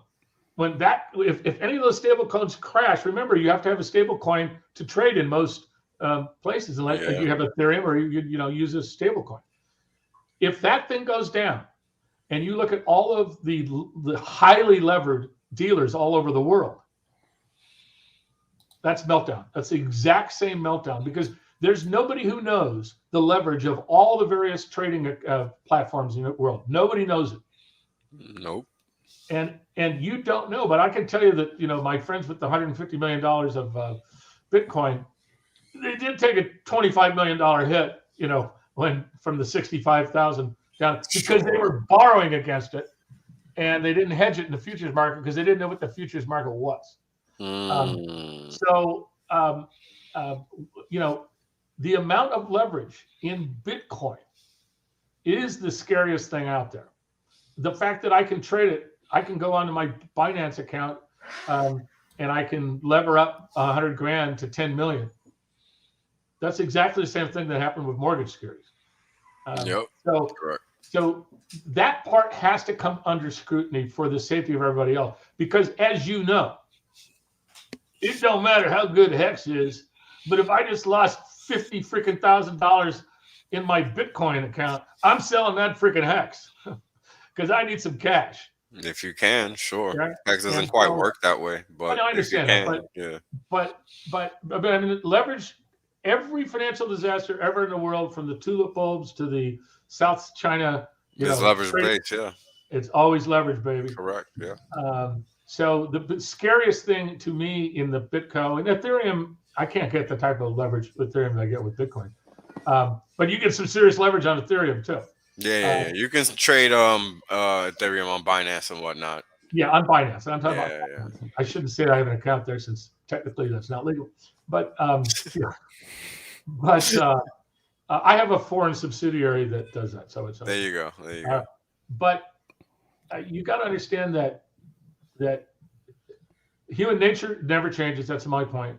And the human nature of speculating versus investing versus et cetera are different. But human are going to behave the same way. When you throw leverage in it, now it's like nuclear powered, fear. There's fear of missing out, FOMO. There's also a bigger fear, which is fear of losing your ass. Foloya, that's what I call it. Right. It's fear of losing your ass or your house, so that's what they're going to have to regulate. But are they going to? No, it's the cat's out of the bag right now. And in fact, really, in fact, the Internet 3.0 part of this is what, I mean, it's insane that when I do my debit card, because I'm a Zoomer, man. I don't use my credit card very often. I just use a credit. If I don't have the freaking money in the bank, well, I can't. Then I say I can't afford to buy this stuff. Right. But it's still crazy that you're getting hit with 1.2% or 2% from at the retailer. Yeah. It's just cash money. How much can it cost to do? Well, it's because they own the only 2 pipes that are into that freaking credit card machine. They have a monopoly, and monopolies tend to raise prices, not lower prices. Correct. So the next generation of this does make sense, but it can't set up a economy to have another financial blow up as we did with mortgages. And, Correct. And as I said from the beginning, the mortgage. We're very harsh against that here. We don't really. Yeah. And so so that's where it's going to come, and it's a battle between the SEC and the Commodities Exchange. But all they're worried about. Yeah, you got it. Thank you, Wrench. There you go.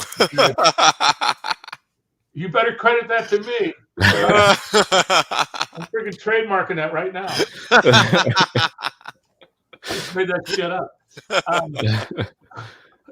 But so that's what's going to happen. Right. It's a new thing. I mean, all new things go through third generations. First generation, holy shit, did we do that? Yes, you did. Okay, boom. Second generation is okay. All those people are broke or out of business anyway. We learned from them, and now we're sort of expanding it. And if we don't F it up, we'll be okay. But then, guys will be, Brock Pierce will be borrowing $200 million on his $100 million, and they'll want that other $100 million back. And then they'll cashier. Because as you know, when they cashier you, they don't really ask what price you would like to sell your assets. No, they just cash you out, and that's that. Well, somebody was saying about futures that he was upside down on futures. He had to send his wife down to the bank to get a cashier's check. This is in the 70s. Oof. Same it was HEX 19. Yeah. HEX 19, yeah. Dude, there's nothing like that phone call. I had a hedge fund in early 2000s, and we were upside down on trade. We were short everything, and we were right, but there was a short squeeze. That's the thing about being short stuff. It don't matter whether you're right or not. You got to be short you got to be right everywhere. You got to be right everywhere, right? Somewhere. Yeah, and this is before you could do a lot with options. I mean, they were trading 10 contracts or 100 contracts on Apple, for God's sakes. So you couldn't hedge your shorts, right? So you get the call, and there was no text, too, by the way. There was Ixnay on the X tag.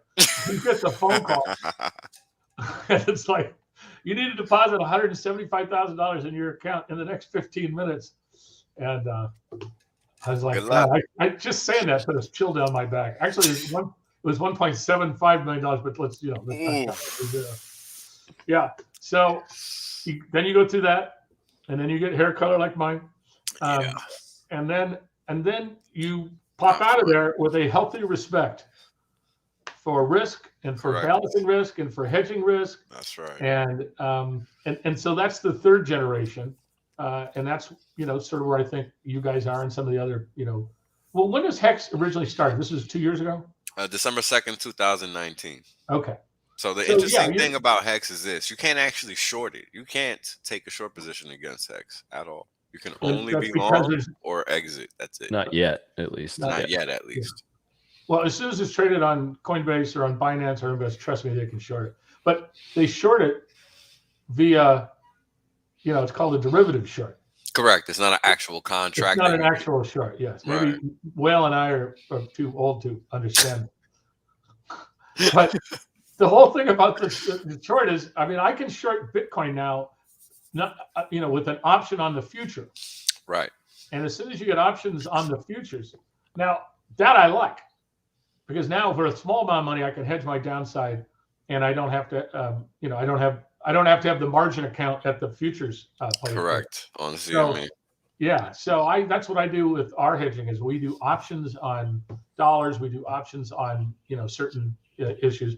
Thank God we have a great network of people that Wes knows from the ChangeWave days, but many of those people are still with us.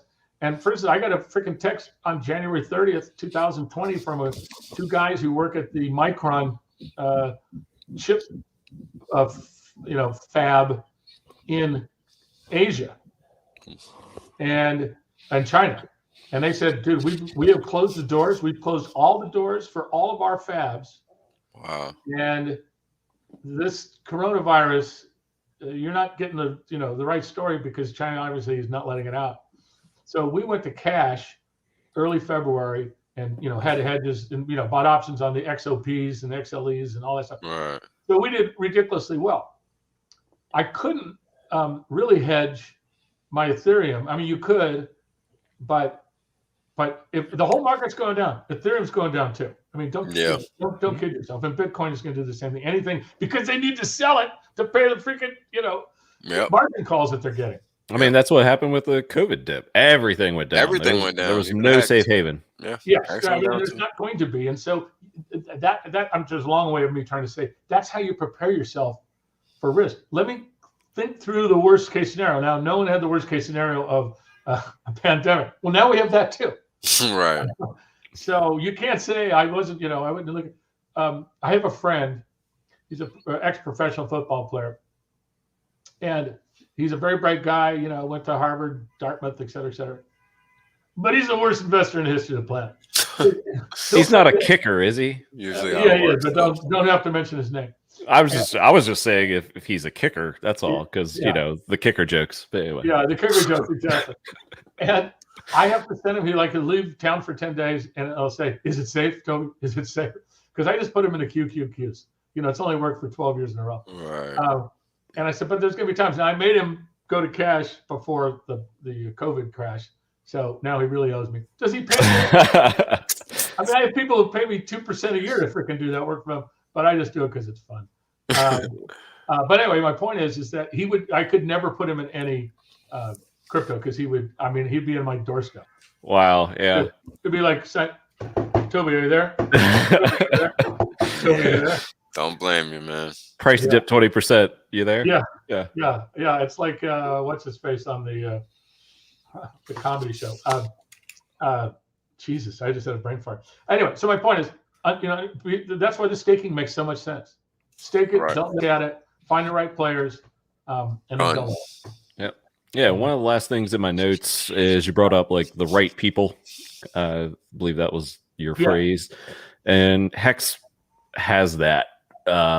Because it's not a bunch of noob teen NFT hunting, wannabe instant millionaires. It's maybe, of course, any community has that, but the people in this community that you met, KNTX, Wales only here.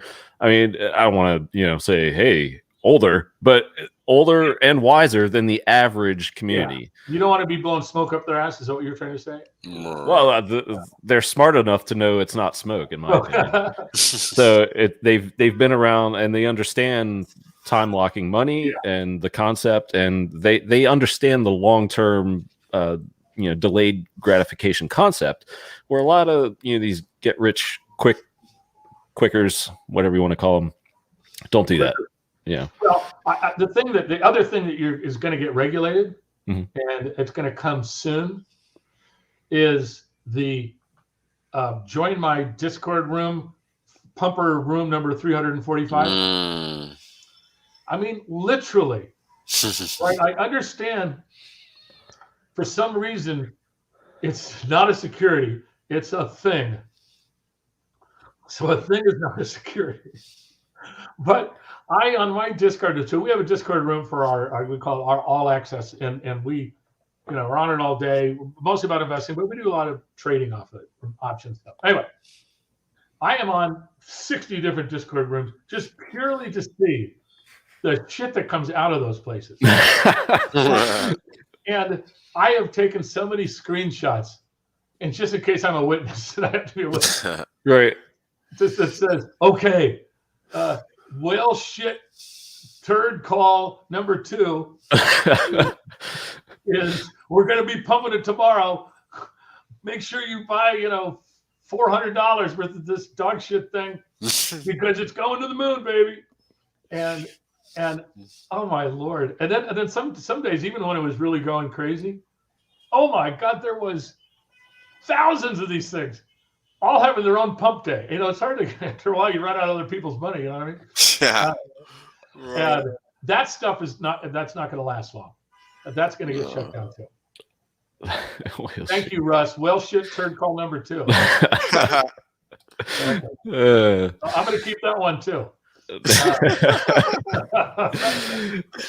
Yeah, well, I think that's a big difference. I was gonna say, as we wrap up here, Yeah. I personally think I think I speak on the behalf of the couple hundred people who are in chat. Like I think watching Tobin Smith and Richard Hart go back and forth and discuss markets and crypto and finance on stream would be an absolute awesome view. Well, let's do it. I'll try to set that up for you, my man, because he's done Harry Dent and Kitco and some other traditional finance guys. But you understand crypto coming from traditional finance, and that's unique. And I don't think he's really done that fully yet. And plus, the conversations and the tangents would just be outstanding anyway. Well, I am telling you that we're going to. I've been threatening this for a while, but now that you introduced me to StreamYard. Fantastic. So we are going to, when we do the Crypto for Boomers newsletter, we are going to. Oh boy, careful. Yeah. Control Alt Delete. Yeah, right. We're going to definitely do one of these, and then for my subscribers, I'd like to have Richard on to do one as well. That'd be fantastic. Yeah. The knowledge, the crypto knowledge, and combining your experiences, and it would be just great viewing, in my opinion. All right, well done, and thank you very much for the people who've sent such nice things. That was there's a lot. I can't put them all up. They're going too fast, but yeah, you've been great, man. We appreciate your time for sure. You have to understand that if you've been a television whore or slut, I can never really know. For like 15 years, then you could do this. Like I would get paid like, I don't know, $5,000 a week or something for Fox Beer Contour. I say it's so funny because I would do it for free, but I'll take your money. Yeah, right. And then when it got really political, they fired me and they said, no. We don't talk about business any longer. We just talk about how we want to crush those libtards. So anyway, love it. Let's do it again. And Richard, that would be great. Yeah, wow. Machine, I love that. Oh, by the way, anybody who flushed my ego, I'll send you $5. There was one more thing. Let me find it. Hold on here. We've been doing the segment on this show for the past few weeks now. It's become quite popular. So we find maybe, I don't know, but we find a photo that could use some explanation. So the title of the segment is called "The Fuck Is This?" So Tobin, the fuck is this? Yes. So first off, that was like 40 pounds ago. You got to show that fucking picture, you asshole. So remember when Colbert was doing the Colbert Report? Yeah. So he wasn't even on his show yet. This was like cable. Oh yeah, this is when he's on the Comedy Channel.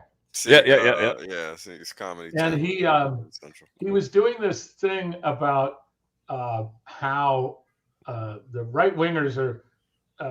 This is right after the financial meltdown.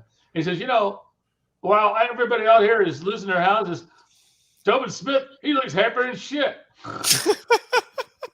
He's having a great time. And so my mother, someone sent a screenshot to my mother. What are you doing on the show?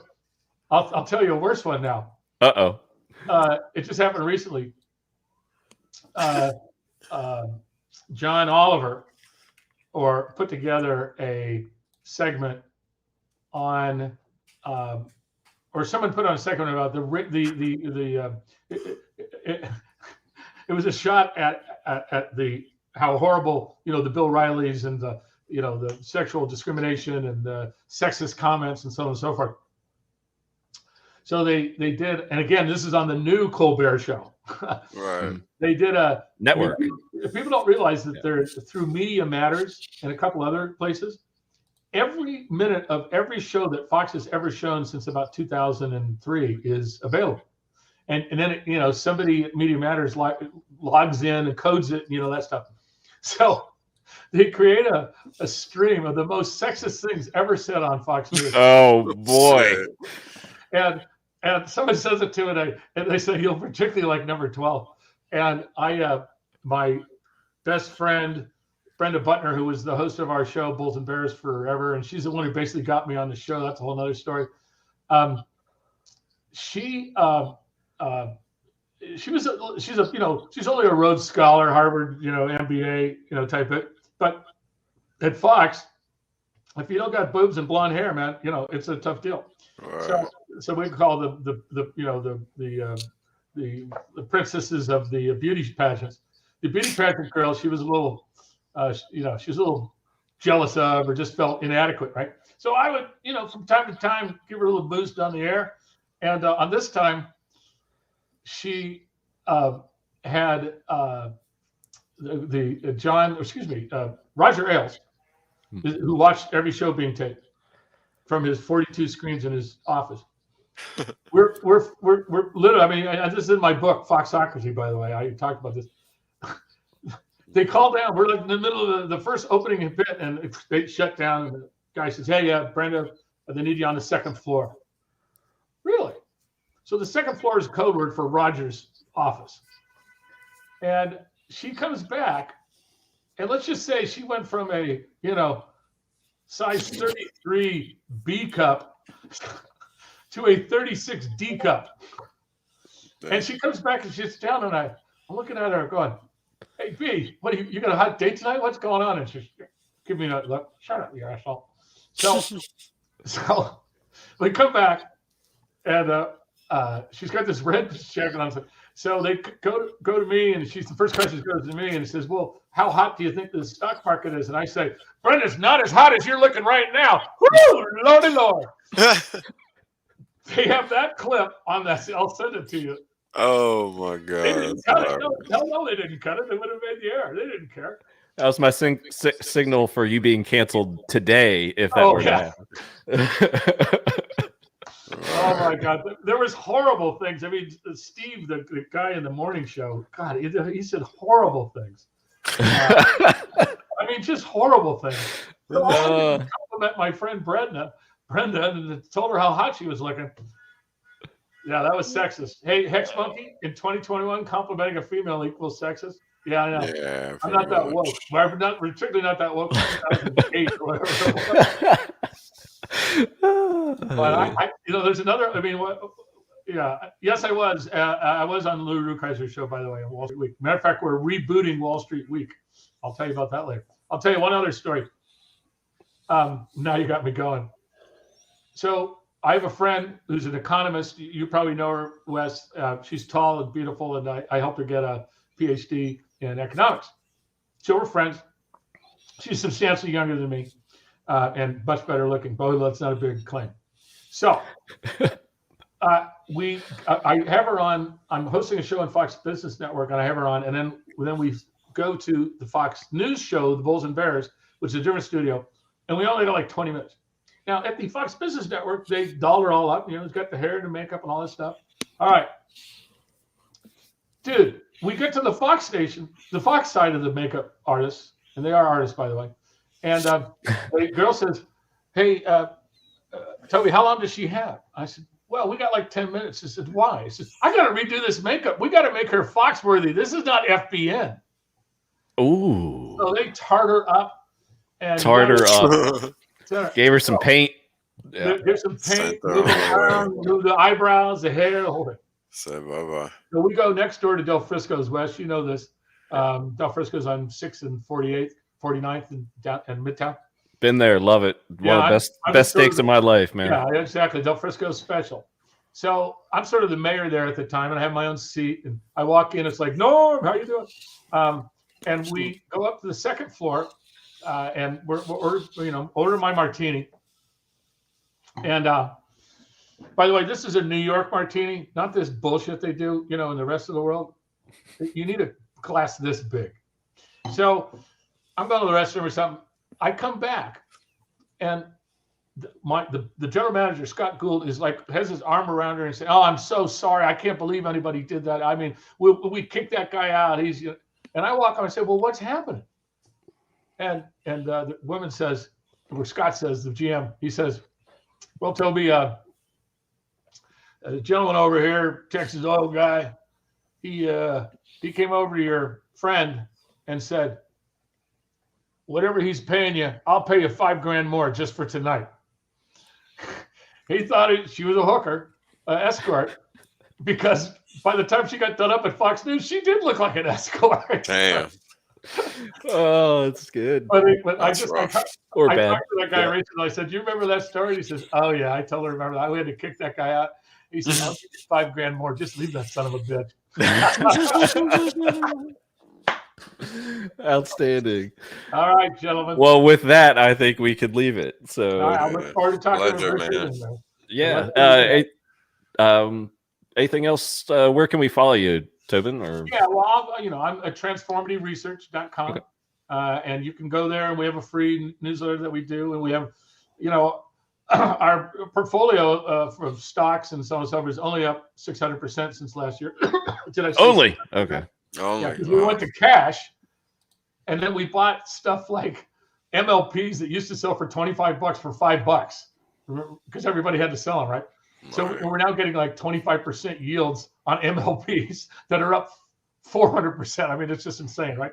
So we add a lot of subscribers. I'm just saying that when you go and look at the track record, you're not going to make 800% the next.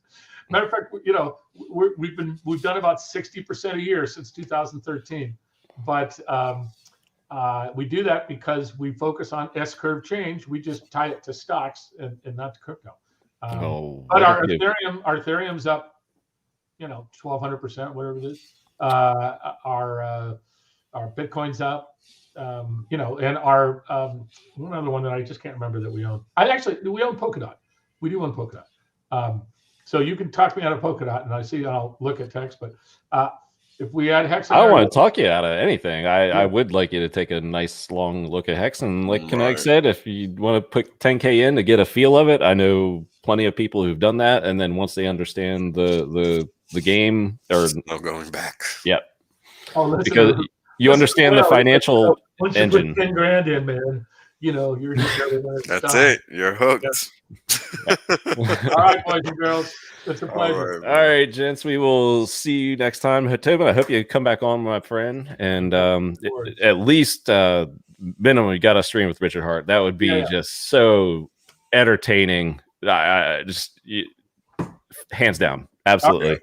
Send me the link out to my 60,000 social media people. How about that? Awesome. So looking forward to it, and thank you guys. Thank you to all the chat. You guys have been great. Yeah, those are great. Such nice comments, and we'll see you soon. Cheers.